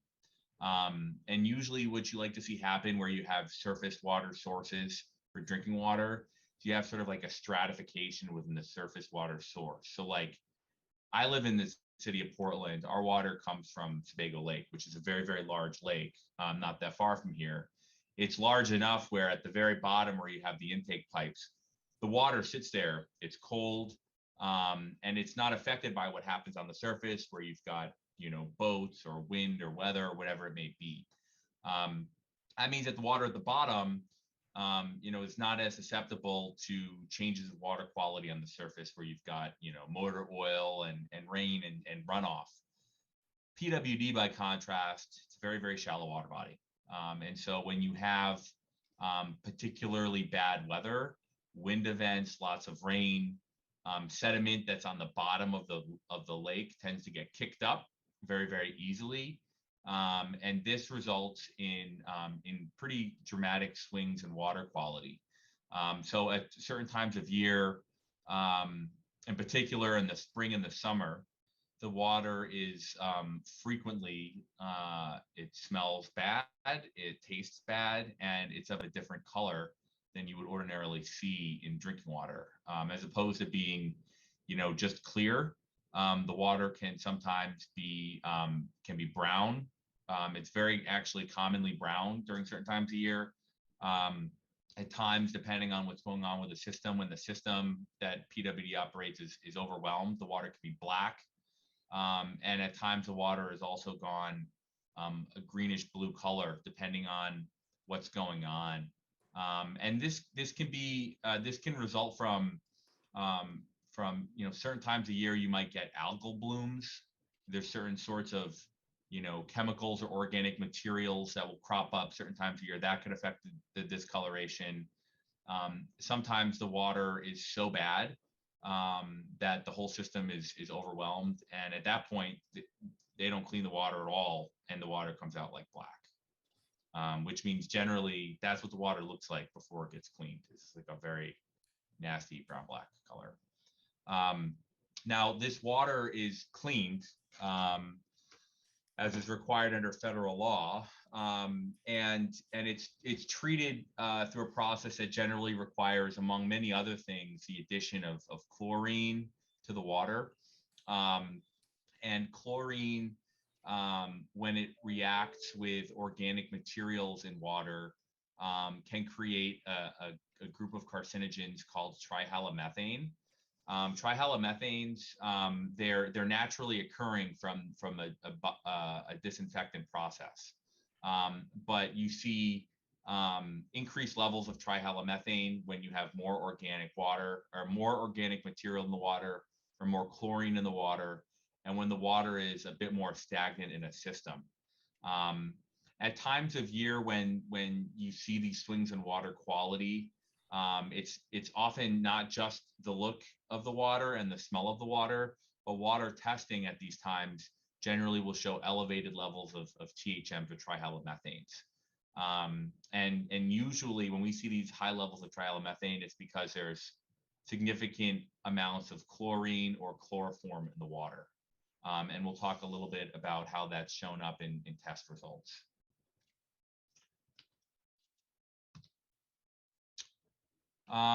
So I mentioned before that groundwater sources, that surface water sources, tend to have organic materials and things that come into them at different levels.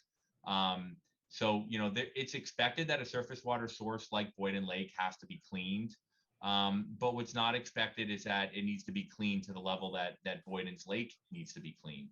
Groundwater sources, and I see there's a typo here, groundwater versus surface water sources. So surface water sources are susceptible to things going into the water.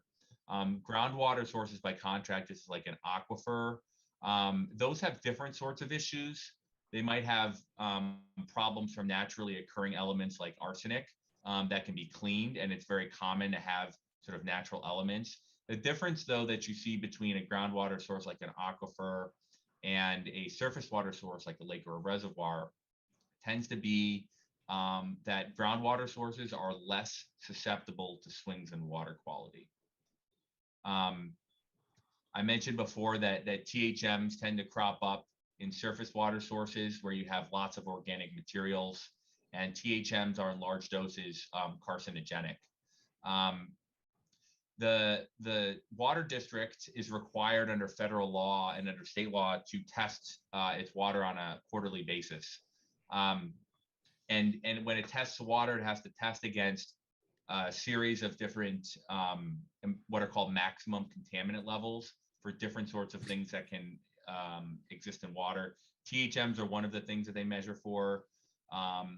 And if the water district, when it does a test, finds that its water test fails for one of these maximum contaminant levels, they have to issue a public notice. Over periods of time, PWD was issuing these notices to customers of the Passamaquoddy Water District every couple of months. I've seen charts showing how frequently they were out of compliance with federal law. And over several years, they have at times been out of compliance about 50% of the time. And when they're out of compliance, they're sending these notices. Usually the notices will say something to the effect of, we tested our water, we exceeded this limit for THMs, and THMs can cause organ failure, and they can cause cancer. But don't worry, the water is safe to drink. We're trying to solve this as quickly as we can. These are the notices that go out, and they explicitly acknowledge that THMs can cause serious damage to vital organs. Because of this, there have been some policies in place and some efforts in place to avoid Pleasant Point tribal members having to drink this water.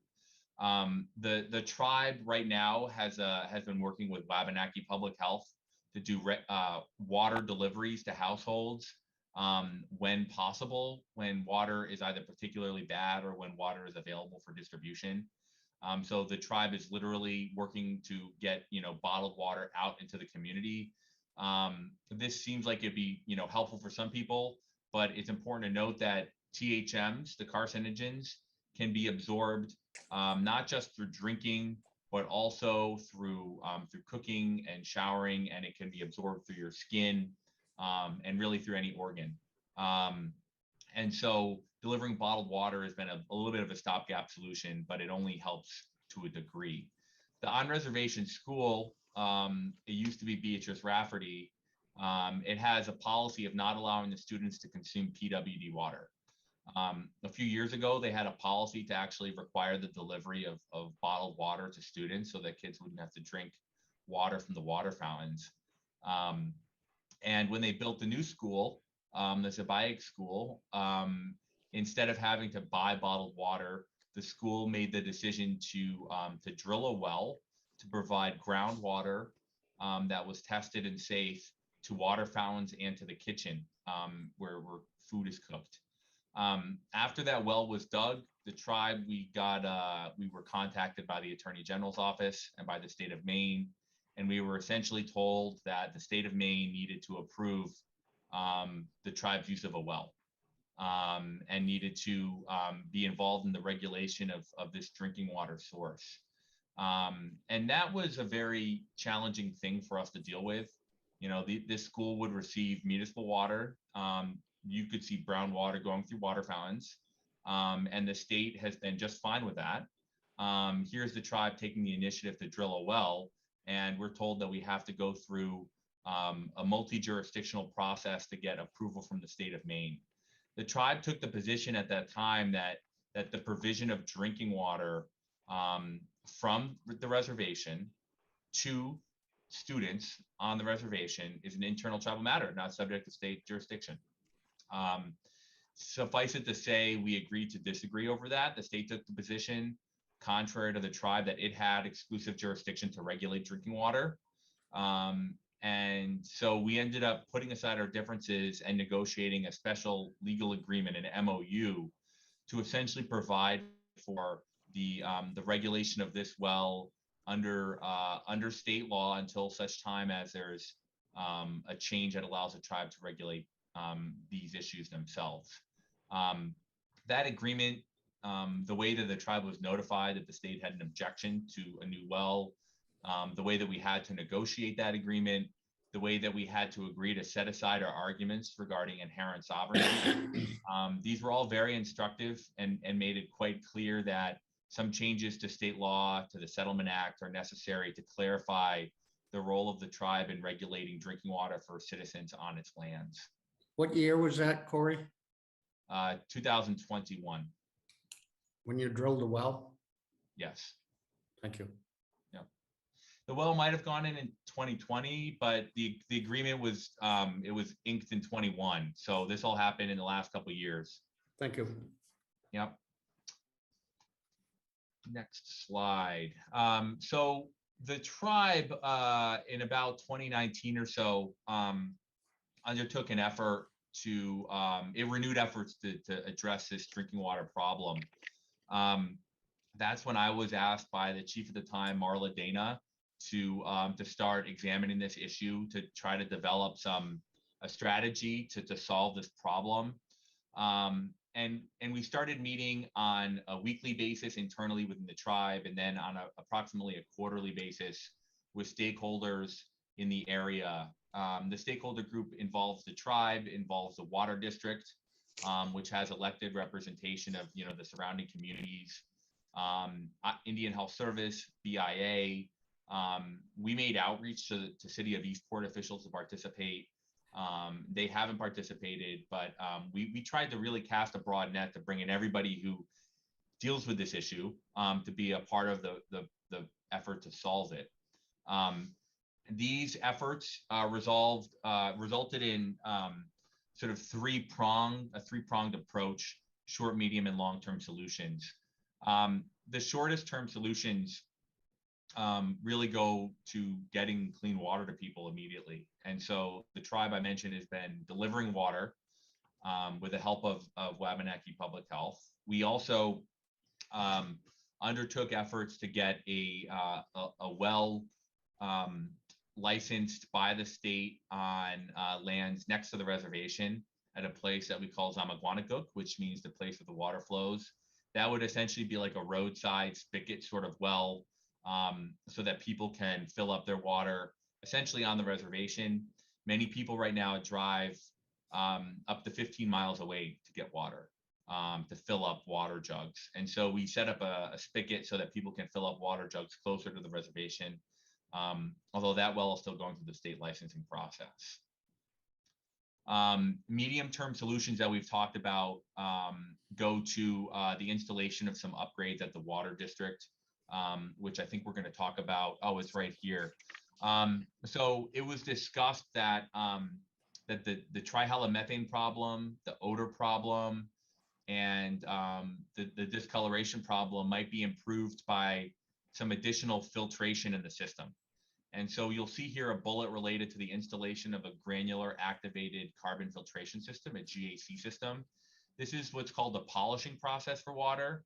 So these are carbon filters that cleaned water are filtered through as the last step of the cleaning process. It's supposed to remove a lot of the organic material. And it's thought that this will help, that when these filters are still operational, it will help remove, it's supposed to help remove a lot of the bad stuff. The problem is that, one, no one had the money for this going into the discussion, so we've had to problem solve around getting money. And two, these filters, they have limited lifetimes. And so the filters are only as good as long as they are clean and until they are worn down. When they're worn down, they have to be replaced. The water district, of course, cannot afford any of this. And so the money to fund this upgrade has come from a variety of sources. The tribe tapped funds available to it for pandemic response efforts to help pay for this. And that was funding that came through Wabanaki Public Health and Wellness. The state provided a forgivable loan to the water district so it could have some funds. And then the state also created a grant program to help fund the initial cost. The initial cost for this upgrade is supposed to be about $800,000 or $900,000. It's unclear at this time where funding will come from to cover the regular replacement of these filters, which is expected to be necessary on at least a yearly basis. So I would consider this a medium-term solution. Unfortunately, no one knows when this filter is going, and we don't know when they're going to be shipped. Once they're shipped, they're going to need to be installed. And so this, medium-term solution is a little bit, it's a little bit unclear when it's going to come into reality right now. As far as long-term solutions go, the tribe is engaged in a multifaceted research effort. The tribe is working with Maine Health to do an epidemiological study looking at health outcome data from both the tribal communities at Indian Township and Pleasant Point, and looking at different healthcare, publicly available healthcare data from the state to try to determine if there are any real adverse effects of the water that might be discerned from like cancer rates or birth defect rates. And then the tribe is also engaged in a qualitative research effort with Wabanaki Public Health. And through that process, there's been focus groups and interviews and a community engagement process to understand how people perceive the water and how to try to essentially gauge what the psychological effect of the water is on the people. The hope is that this sort of research effort will help drive home the need for long-term solutions. The long-term solutions that seem pretty necessary to fix this problem once and for all, I think really will require use of an alternate supply of water. The filter that we've talked about, it would clean the current source that's getting increasingly shallow, that's having increasing water quality problems. But I think at the end of the day, if you're cleaning a source of water that is slowly failing over time, that's susceptible to extreme weather, with more and more extreme weather seeming likely over the coming years, it seems like you're fighting a little bit of a losing battle to keep cleaning that water better and better. And so it's important to know where other supplies of water could be. The tribe in 2010 had some federal funds to look at alternate supplies of water. And that grant looked at supplies of water located on tribal lands. It looked at using salt water in the reverse osmosis process. It looked at groundwater, aquifers, and other places like Pembroke. And it's my sense, at least, that one of these sources of water that's not the current source of water is really the ultimate long-term solution. Finding a source of water that's really less susceptible to the sorts of water quality swings that we've seen now, that to me seems necessary. LD 906, to move us to the legislation itself, is intended to help secure the medium and the long-term options that I've discussed. So first and foremost, Section 1 of the legislation, it would make PWD like other water districts. PWD is the only water district in the state that pays property taxes. It pays about $60,000 or $70,000 a year in property taxes. I don't know why it's treated differently from every other water district, but it is, and that's been determined to be legal. And so it pays about $60,000 or $70,000 a year in property taxes. And the upgrade that's being discussed, this water filter, is expected to cost between $50,000 or $60,000 a year. As I said, the water district has no current plans to pay for that upgrade or to pay for the ongoing maintenance of it. They are constantly having cash problems, and so the removal of this property tax obligation would help cover the district's ability to pay for ongoing maintenance costs. So Section 1 would provide a tax exemption for the real property of the water district. The legislation would also protect and ensure access to potential alternate supplies of water only from lands, though, that are tribally owned and that are in close proximity to the reservation. The legislation would also allow the EPA and the tribe to exercise jurisdiction over safe drinking water within the territory, and it would allow the tribe to generally access federal legal protections with respect to drinking water like other tribes elsewhere in the U.S. And I'll talk about each of these in a little bit more detail now. Here is the specific section of the PWD charter that says that in essence they have to pay property taxes. The legislation would just strike this so that PWD does not have that tax obligation. And like I said, we approach this with the intent that the savings could help cover the operation and maintenance costs for the anticipated upgrade. Sections 2 and 3 of the legislation deal with the addition of lands to the Passamaquoddy Indian Territory under the Settlement Act. So the Settlement Act, really the state piece of it, the main implementing act, it identifies different parts of different parcels of land that qualify for inclusion within the tribe's territory when they are placed into trust status. And what this means is essentially the tribe has acquired title to land and has transferred title to the United States so that this land becomes in a federally protected trust status. This is how the majority of tribal lands are held in the state of Maine today. This is how most tribal lands are held in the US.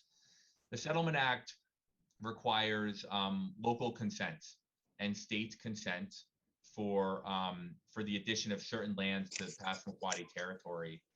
The two parcels of land that are contemplated here are within the town of Perry. One parcel of land is immediately adjacent to the reservation. It's Zamaguanacook, which I mentioned before, where the tribe is trying to get a well up and running. The other parcel of land is on a farm called Humphreys Farm. It's about 1.5 miles from the reservation. And it's known because of that feasibility study I mentioned a little while ago. It's known that there is a supply of water there that could be an alternate supply of water. These additions to the territory would be done without the consent of the town of Perry. The reason for that is the town of Perry has taken a discriminatory approach to the Passamaquoddy tribe when it's come to drinking water issues. When the tribe had that feasibility study funding about a decade ago, it was doing testing on its lands And that testing resulted in the town of Perry actually passing a moratorium that specifically prevented the pumping of water at a level that would have really been necessary to be an alternate supply of water. And then when the tribe has engaged with the town of Perry in the past about putting land into trust, the town of Perry has extracted significant financial concessions. Most notably, in the early 1990s, Pleasant Point, which at the time of the Settlement Act was a very relatively small body of land, was running out of room to build housing, and there was a housing shortage. And so the tribe owned land at the corner of Route 190 and Route 1, a place we now call Wabanaki Place, Wab Place. And the tribe wanted to put houses on that land. The town of Perry had an ordinance that essentially prohibited the construction of housing. And so the tribe sought Perry's consent to take the land the tribe owed and put it into, add it to the territory so that the tribe could build on it. The town of Perry put it to a vote and ultimately said that the tribe could add the land to its territory if the tribe paid $350,000 to the town as a concession. And this is land that the tribe already owed. So, you know, that was a price that the tribe paid at that time. This was in, you know, the early 1990s when there was probably some Settlement Act income still available. But paying $350,000 to put land in trust is simply not something that the tribe can afford. And so, you know, for all of these reasons, this legislation will put the land into trust without the consent of the town of Perry. Of course, the consent of the state of Maine would be obtained if, you know, this legislation is ultimately enacted. So you would still have a state approval process, just no local approval process. Going to the next phase of the legislation, dealing with the regulation of drinking water itself. These sections of the bill would allow the tribe to regulate its own drinking water. It would say that the safety of drinking water and the regulation of drinking water is an internal tribal matter subject to the exclusive jurisdiction of the tribe. The legislation would authorize the tribe to adopt ordinances related to safe drinking water, to have water quality standards, and to generally, you know, regulate the source like the state of Maine does. Importantly, it's really important to know that this is how, you know, elsewhere in Indian country, tribes have the authority to regulate their drinking water. Usually this is done under the supervision of the EPA. But as we'll discuss, there's ways that tribes can apply to the federal government and get a special status to be the primary authority for regulating exclusive of the EPA. We'll talk about that in a minute. But really importantly, the goal here is not to stop the delivery of water to tribal or non-tribal lands. It's not to fundamentally alter the system in any way. It's really to ensure that the tribe can regulate the water as it reaches the reservation and can enact controls that are intended to be more protective of human health. To ensure that there are not immediate changes or dramatic alterations to how the system operates, we've included specific language to make clear that the tribe and Maine can enter into MOUs like we already have to essentially provide for, you know, cooperative management of drinking water situations. We have that in place already for that school well that I mentioned. And the thought here is that, you know, that sort of approach to cooperative management, to intergovernmental agreements, will be necessary to ensure the ongoing operation of the water system in a way that allows it to survive, really. The water district, its biggest customers, I think one of its biggest customer bases is Pleasant Point. And so cutting off Pleasant Point from PWD, it would likely cause the system to fail. Couldn't afford to sustain itself. And so that's not the goal. The goal is to, you know, have a system in place to allow greater accountability for the safety of the water, and to really ensure that the parties can work together for the greater good of Pleasant Point and Eastport. It's really important to keep in mind, it's not just a Passamaquoddy problem. So when I talk about the ability of the tribe to regulate drinking water like currently is provided under federal law elsewhere, we've made some amendments to the Maine Implementing Act that would specifically authorize the tribe to work with the EPA to regulate drinking water under the Safe Drinking Water Act. The Safe Drinking Water Act has special provisions that allow both states and tribes to apply to the EPA to regulate drinking water within their jurisdiction. This is what Maine does, and it's what tribes elsewhere in the United States do. When it's tribes seeking to regulate drinking water, they call it treatment in a manner similar to a state. And so this status, we call it TAS, or treatment as a state status. This is predominantly what the tribe would have the opportunity to pursue. But it's really important to note that you have, in order to regulate your own drinking water under federal law, to have that TAS status, there has to be a pretty comprehensive demonstration of capacity, of infrastructure, and the ability to safely regulate the Safe Drinking Water Act. And so here the tribe is seeking the ability to apply to the EPA. This statute wouldn't make any dramatic changes, by the sign of the governor's pen or whatever it may be.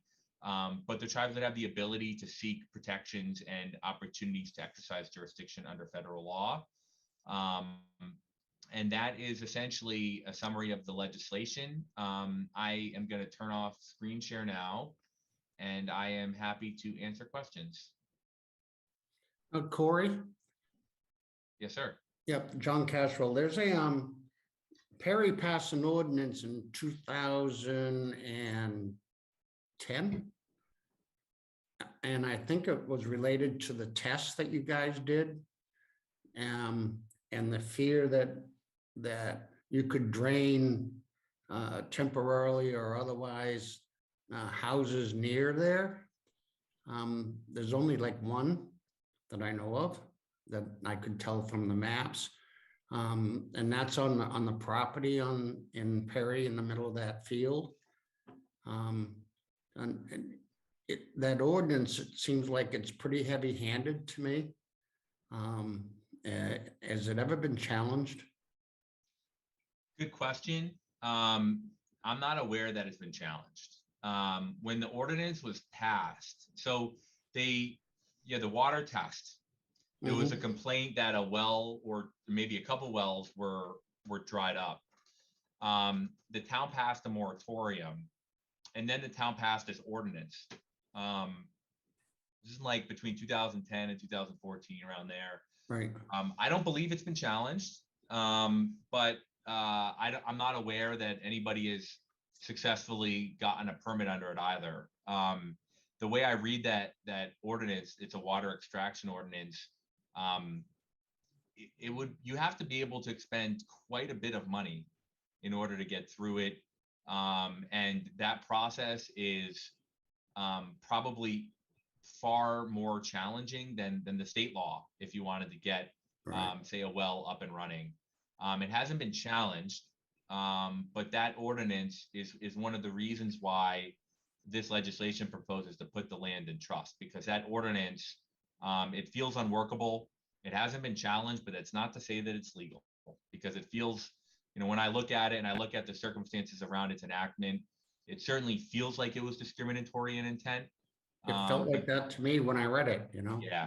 I used to live in Calais, so I get a little idea. I used to fly helicopters for Georgia Pacific, and Boyden Lake was always the nastiest looking lake from the air because of algae blooms and stuff at the south end. Where your water comes from, it's terrible. At the same time, that they held up your tests and studies for the purposes of 2 wells. I believe they're hand dug, relying on groundwater seepage. I put in, drilled wells to 300 feet for $4,000, and it's over, and I got water just like everybody else. There must be a way. Secondly, what does the water district from with Eastport do to help solve this issue with you guys? Well, we meet with the water district. You know, we talk about these issues, but Eastport hasn't participated in those discussions. I don't really know why. We see complaints of water quality in Eastport. I suspect that that people in Eastport may not be as reliant on PWD water. They may have other sources of water. I saw there was a concerned citizen survey done in the 2010s at some point by a woman named Robin Farron, who some folks might know. And there were something like 75 local residents that were polled about their water use. And the poll, the survey was it was like posted at the IGA, at a post office, and it was not available in on-reservation locations. And like 90+% of the people said they don't drink PWD water. And so we know that this is a problem that extends beyond the reservation, but we have not gotten engagement from Eastport officials to solve this. But Eastport votes, you know, representatives to the PWD board, so like they're all generally aware of what we're doing. Right. Yeah. Calais, when I was down in Calais, we got our water from Canada. Some sort of freshwater supply. I'm not sure how, but finally, because of escalating costs and whatnot, Calais drilled wells within their own territory, their own town, and got permits somehow. I don't know what it is, but Calais up the road drilled wells within the last decade, and got some sort of state approval or whatever to do that, I'm sure. And I don't know enough about it, but I know where they did it, by Jacinzo's up there. And they do their own water now from wells. I mean, there's groundwater in the area. I mean, everybody knows that. But the reality is that PWD doesn't think that there needs to be a new supply of water. I read some of the chemical reports too when I was researching this thing, and I wouldn't want to drink the crap. You can put enough bourbon in it, for Christ's sakes, to make it clean. Hey, Joey. Hey, Corey, how you doing? I'm all right, man. How are you? I'm all right. A little background. I was on the board at PWD in the mid 2000s with my father. The board is made up of 5 members, 3 from Pleasant Point, 1 from Eastport, 1 from Perry. And I know there was some talks then, but another thing to consider with that drinking water is I don't think people realize the plant is not at Boyden's Lake. The plant is 7 miles downstream, which means the stream comes from the lake to the plant. And in most cases, because of the quality or the lack of water, it's stagnant. So that doesn't help it either, does it, Corey? I mean, the fact that whoever designed this, I don't know what the hell they were thinking, but having a plant go 7 miles downstream from a lake that's, you know, not even 15 feet deep doesn't make any sense at all. But I know we looked into that aquifer in Pembroke, but aren't they doing some drilling there? Isn't there a company trying to get permits to do some mining in that area? Yeah, there's a Canadian company that's trying to do silver mining in Pembroke, right over near, not far from the bay, near like Crossroads area, that, you know, that old restaurant there. And the tribe had looked at ways to try to, you know, guard against that. And there's going to be an effort to try to stop that mine, because it will overlap with that Pembroke aquifer. I mean, I've looked at it. It's pretty clear that if they put that mine in the way they want to, it could very easily forever destroy that groundwater there. That aquifer, Joey, was one of the ones that was ID'd as an alternate supply. And, you know, we talked about in this legislation whether there was a way we could try to protect that water too. but it felt like, the tribe doesn't own land in Pembroke. The town of Pembroke doesn't necessarily want that. And, here we had tribal land where we knew that there was water. And so we tried to make this a little more narrow, but that Pembroke situation, I mean, people say that that's maybe the best source of groundwater in the whole area. And so, yeah, it's concerning what that mining company might do there. I mean, the sad part was, and you're right with the PWD, the hands are tied a lot of the times. There's no money for them really, and we didn't have the money to buy it. It was for sale at one time. I think it would have been great, but we didn't have the resource to do it. Maybe then we should have been probably more I think back then, I don't think the tribe was as involved as they are now.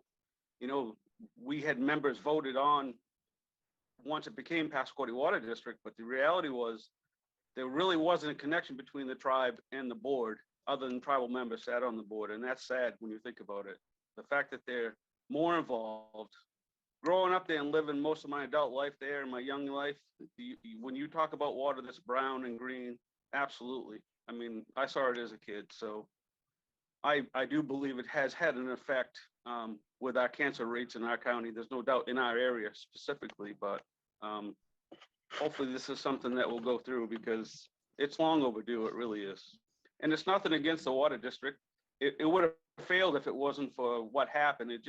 There's a lot of things that tied our hands, and the tax thing blew my mind because we did sue the city and lost when we were scratching our head trying to figure out why we were the only water district that had to pay taxes when no other water district in the state does. So I just thought, to me, because it became attached to the Pasquoty tribe, that's when that stuff happened. And that just goes to show you what the land claims doesn't do for us as Native people. That's for darn sure. Well said.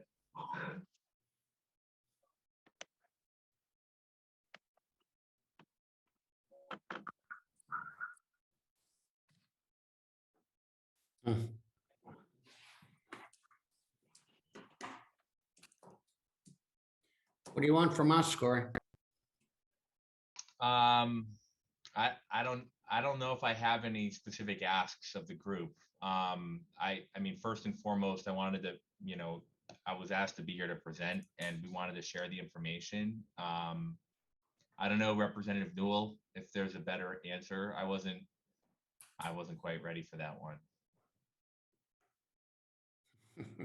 I would. Thank you, Corey. And thank you for the question, John.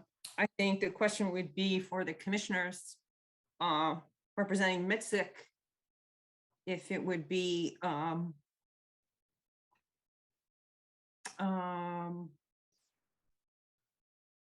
can't say. I guess it would be whether or not MITSC could weigh in on providing supporting testimony to what was just presented. There's additional information. Oh, I see Bert's hand up. Paul, you want to redirect?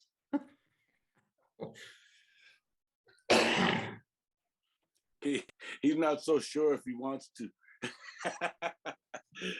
Anyway, so Rena, I think that that's a good ask, a good question, request, and I personally think that MITSC should be involved in doing whatever we can.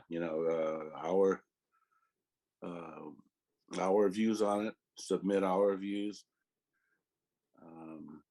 because this has been an ongoing problem, and it does directly affect the relationship. Now, even though maybe it's a particular area, but they are still a part of the state.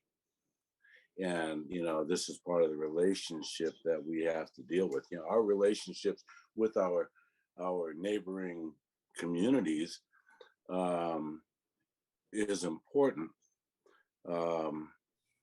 Even on the bigger picture, how we can have those relationships with our neighboring communities does directly affect the relationships we have, with the state as well.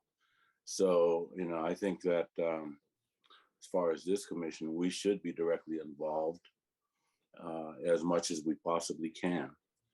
You know, it's nothing, you know, it's the same thing, you know, with those of us, you know, the Penobscot Nation, we're dealing with this whole thing with the river, you know, and everything that goes on in the river, you know, that affects our people. This is no different. This is the life-sustaining water for the Passamaquoddy people there, Zebai. Question. Paul? John, go ahead. Yeah, Bert. Who's up? Who's on first? You go, John. Okay. Can I get a list of the stakeholders that are working on this with you? Sure. I will, I'll put them in the chat here for you. Okay. Does that work? Go ahead, Robert. Corey, I was going to ask much the same question. Who is on the other side of this line? Who are you dealing with at the state? And unfortunately, the chat, I don't think leaves a permanent record. If this is something you can't mention over public airwaves, maybe you can email it to me. And by the way, while I've got you here, thank you very much for that. That was an excellent presentation. I had no idea the problem was that knotty. And as you know, MITSC has little power to do anything, but boy, I'm glad to know about that, and we will keep following that. Thank you, Bob. I appreciate that. I will, I'm putting in this list of stakeholders now. Paul, would it be possible for you to circulate this list to the group so that everyone can see that? I'll go ahead and read it if it's okay, Corey. What Corey put into the chat was number of stakeholders that we've been meeting with include the Indian Health Service, the Maine Drinking Water Program, EPA, PWD, which will include the staff and the outside engineers. I would say in the last larger stakeholder meeting, that included, did that not include the Federal Drinking Water Program representatives as well, Corey?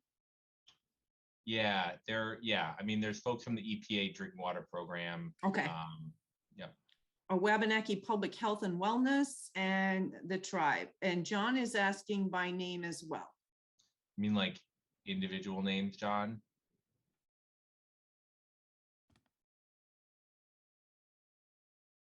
I'm sorry. John, are you muted?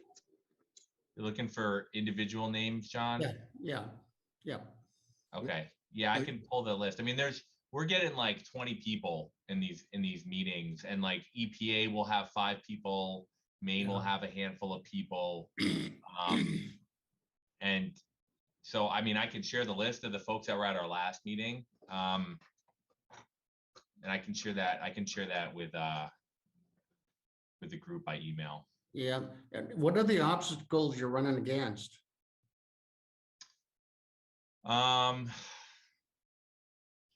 Well, it seems like a long-term solution it's not obviously apparent that it's obtainable at this moment in time. It's necessary to do, there's not enough data that's been collected. And so, you know, the tribe is doing a lot of data collection and a lot of research so that we can understand the picture of exactly how the water has impacted the people. That'll help make a more persuasive case, we think, that to policymakers. The water district itself, there's just from the management side, broad resistance to changes, and I don't really know why, but you know, the water district has said on a couple of occasions that like they don't think any changes are necessary at all to the system. There's no need for this legislation, but that same person is a public official for the town of Perry, which has a definite stake here. So politics seem to be an issue. We had the tribe had wanted to engage in these issues with the governor's office as a part of discussing the whole overall reform of the Settlement Act. And we couldn't, the governor's office declined to meet with the tribes to discuss environmental quality issues like this. Don't really know why, but they wouldn't talk to us about it. So, there's these political issues that flow from, I think, the Settlement Act dynamic that are probably the biggest problems. And then, of course, there's money. The water district doesn't have the money to do any of the things that we're talking about here, which means that, financial liabilities will sit on the tribe, on the state, on everybody else. And that's okay, I guess, but financial problems are a reality of this as well. I just want to add to Corey's comment in regards to financial resources. When we first started the larger stakeholder meetings, I believe that might have been was it January of 2020, Corey, or 2021? When we learned in regards to testing, if Corey can speak a little bit about testing, and what we just recently learned in the larger stakeholder meetings is the city of Eastport has a compliance point of testing. However, Sabayak, Pleasant Point does not have a compliance point of testing. So what we learned early on was our water wasn't even being tested here in Sabayak, but it was being tested at the compliance point in Eastport. And we also learned early on that it had to do with funding those tests. So a couple of those quarterly tests were funded by, I believe it was the engineer himself and by EPA and perhaps the tribe. But Corey, if you can just speak to the testing efforts now that are being conducted by the tribe. Sure. Yeah, we learned that essentially the district is only required to have one testing point, and that's in Eastport. And so we're just in reliance on their water testing. And at one point over this past summer, the water was particularly bad, and it had been brown starting in like July for several weeks. And we wrote to the district and said, can you tell us what's going on? They said, oh yeah, we're dealing with this. We expect the situation to improve. And then there was a superstorm or a hurricane or something that came through. And then not only did the water not improve, but then there started to be the smell of chlorine in the water. And there were reports of the water burning people's skin. And we reached out to the water district and we said, just a heads up, we're getting these reports. Can you speak to it at all? And we got a pretty cagey response, essentially saying, how dare you suggest that our water is causing burning skin? Now, I will just say that we had a few different data points that I think had some pretty defensible logic behind them as to why we thought that it was the PWD water causing those problems. But when the district says the water's fine, just deal with it. We said, fine, but we're going to start testing our water ourselves. And so we started testing the water ourselves in September. And the first water quality test involved 10 locations across the reservation.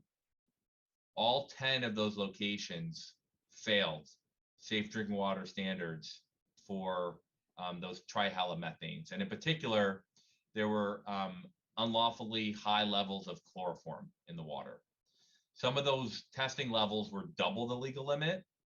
Some of them were, a little closer to the limit, but they all exceeded it.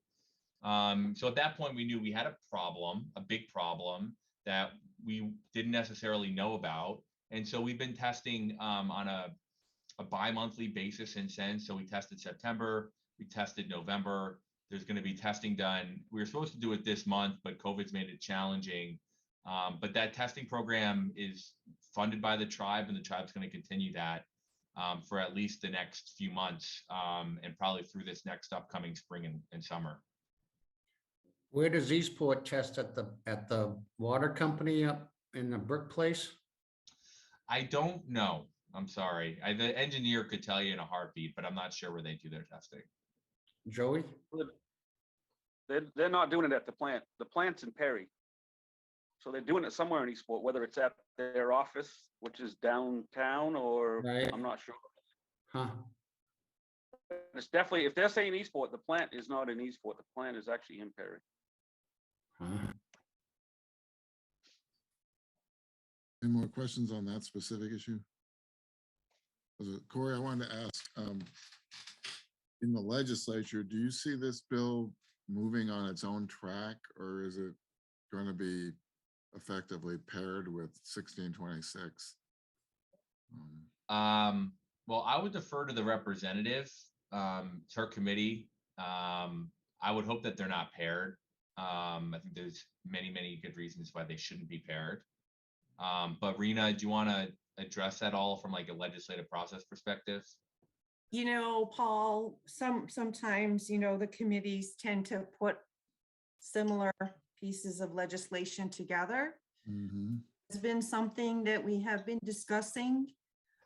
Certainly don't want to, there are elements in 906, you know, that could be resolved by 1626. However, we really want to see 1626, the larger bill, and we were told that that will run on its own. Unlike last session, when these bills were put forth to be tabled, they kind of bunched a group of the tribal bills together in one day. So I think we're paying close attention to that, and we've not been made aware of a public hearing date on this bill. We were certainly hopeful that it'll run certainly separately from the larger 626 bill. And I believe Paul Burt had his hand up again. This wouldn't be, a quick question on the legislation part. This certainly wouldn't go to judiciary, would it? Not natural resources, not whoever controls DEP, but to the legal beagles and not the DEP side? Well, the bill amends the implementing act. And so that's why the bill is currently in that committee. And I'm not sure if the chairs are going to refer views elsewhere or if you refer the matter to other committees for views.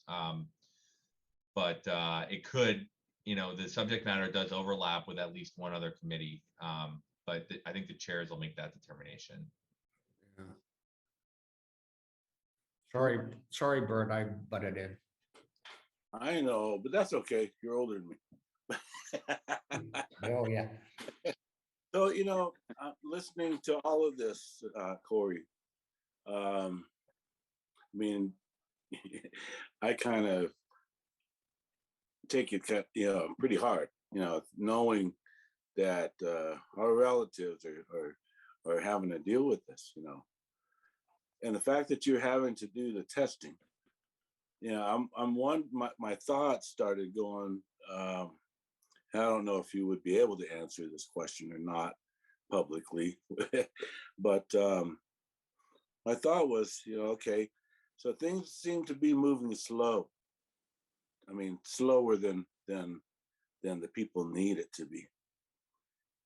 But I'm wondering, is there any talk? You know, again, I'm you know, not sure if you can answer this publicly or if you would want to answer it publicly, but has there ever been any thought on suing the PWD, you know, and those that are responsible for that?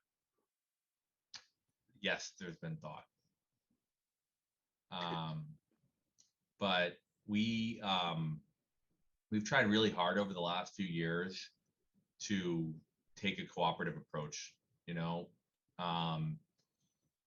I mean, the lawyer in me was like, you know, discrimination, you know, there's got to be someone we can sue here. And then we realized, you know, a couple things. First of all, we can't necessarily afford to go to court. And second of all, if we go to court and we're successful at suing the water district, what's that going to do to the water district? And is that going to really help improve the situation on the ground for the people? And none of those factors really checked out in favor of going right into court. And so we started these stakeholder meetings to force the conversation. And when we first made outreach, the district, at first they said, we can't meet with you. They said, you can show up to our public meeting, which is held monthly, but that's all we can do. And we're like, it's not good enough. Like we've forced them to the table, and it's felt really uncomfortable at times. But we're trying to do this in a way that's not adversarial. And we think that this legislation is really geared towards that. Even if the district doesn't like it, this is a lot better than going to court. And we've tried to avoid that. And we've tried to not push the envelope really to this point. So, like that ordinance, could that be legally challenged? I'm pretty positive that, well, I know you could challenge it, and I think you could successfully challenge it. But, we didn't want to get into a fight with the local town. And so we've tried to sort of sidestep these kinds of disputes. But the reality is that nothing has changed. The water's still brown. There's been no changes to the system. The only difference is, we've waited now 2 years for a solution through cooperative approaches, and they haven't panned out yet. Well, that's the thing is you look at our history, we try to, do our part, try to be non-adversarial. And yet when we do that, sometimes it works, and a lot of times it works. But at the same time, there's a lot of times in this case, the life-threatening situations, that are in place. And I understand. That's why I was questioning myself whether to even ask that question. But it's one that I needed to know. And because there's got to be a way. And I think this is, again, I reiterate that MITSC should be involved here. I appreciate Good one, Corey. Thank you. So if I could jump in, Bob, I think the outgrowth from this conversation is this bill should be discussed by our legislative committee with the idea of, potential, taking position and taking action by MITSC. You're muted, Bob.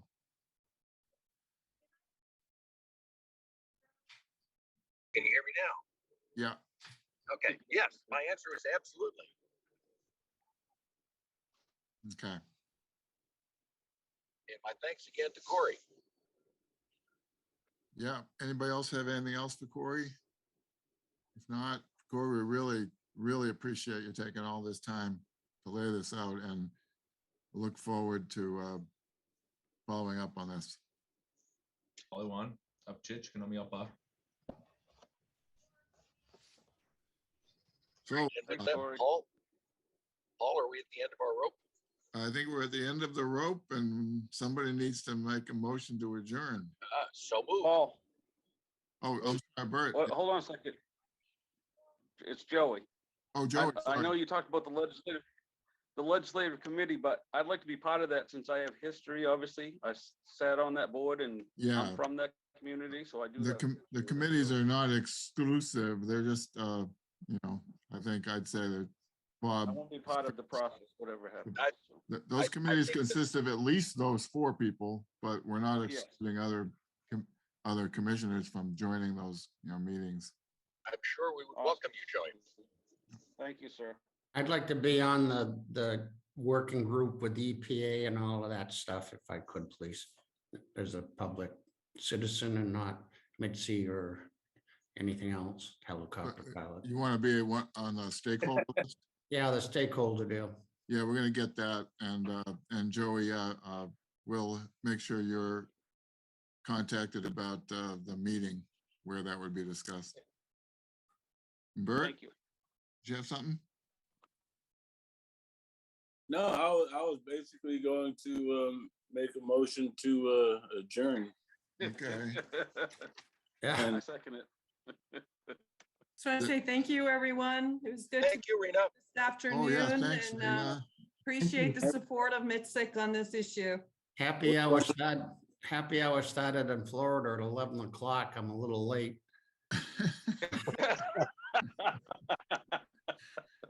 All right, so we had a motion by Bert, second?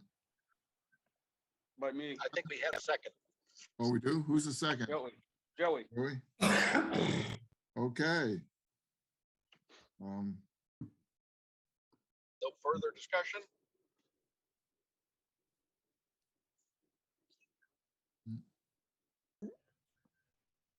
Oh, We done? Done. Got a vote. Done. Thank you all. Aye. Only one. okay. Got a vote. Consensus adjourned. Bye. Bye. Yeah, everyone. Bye. Peace, love, and Bobby Sherman. Some people don't know who Bobby Sherman is, huh? See you later. Bye.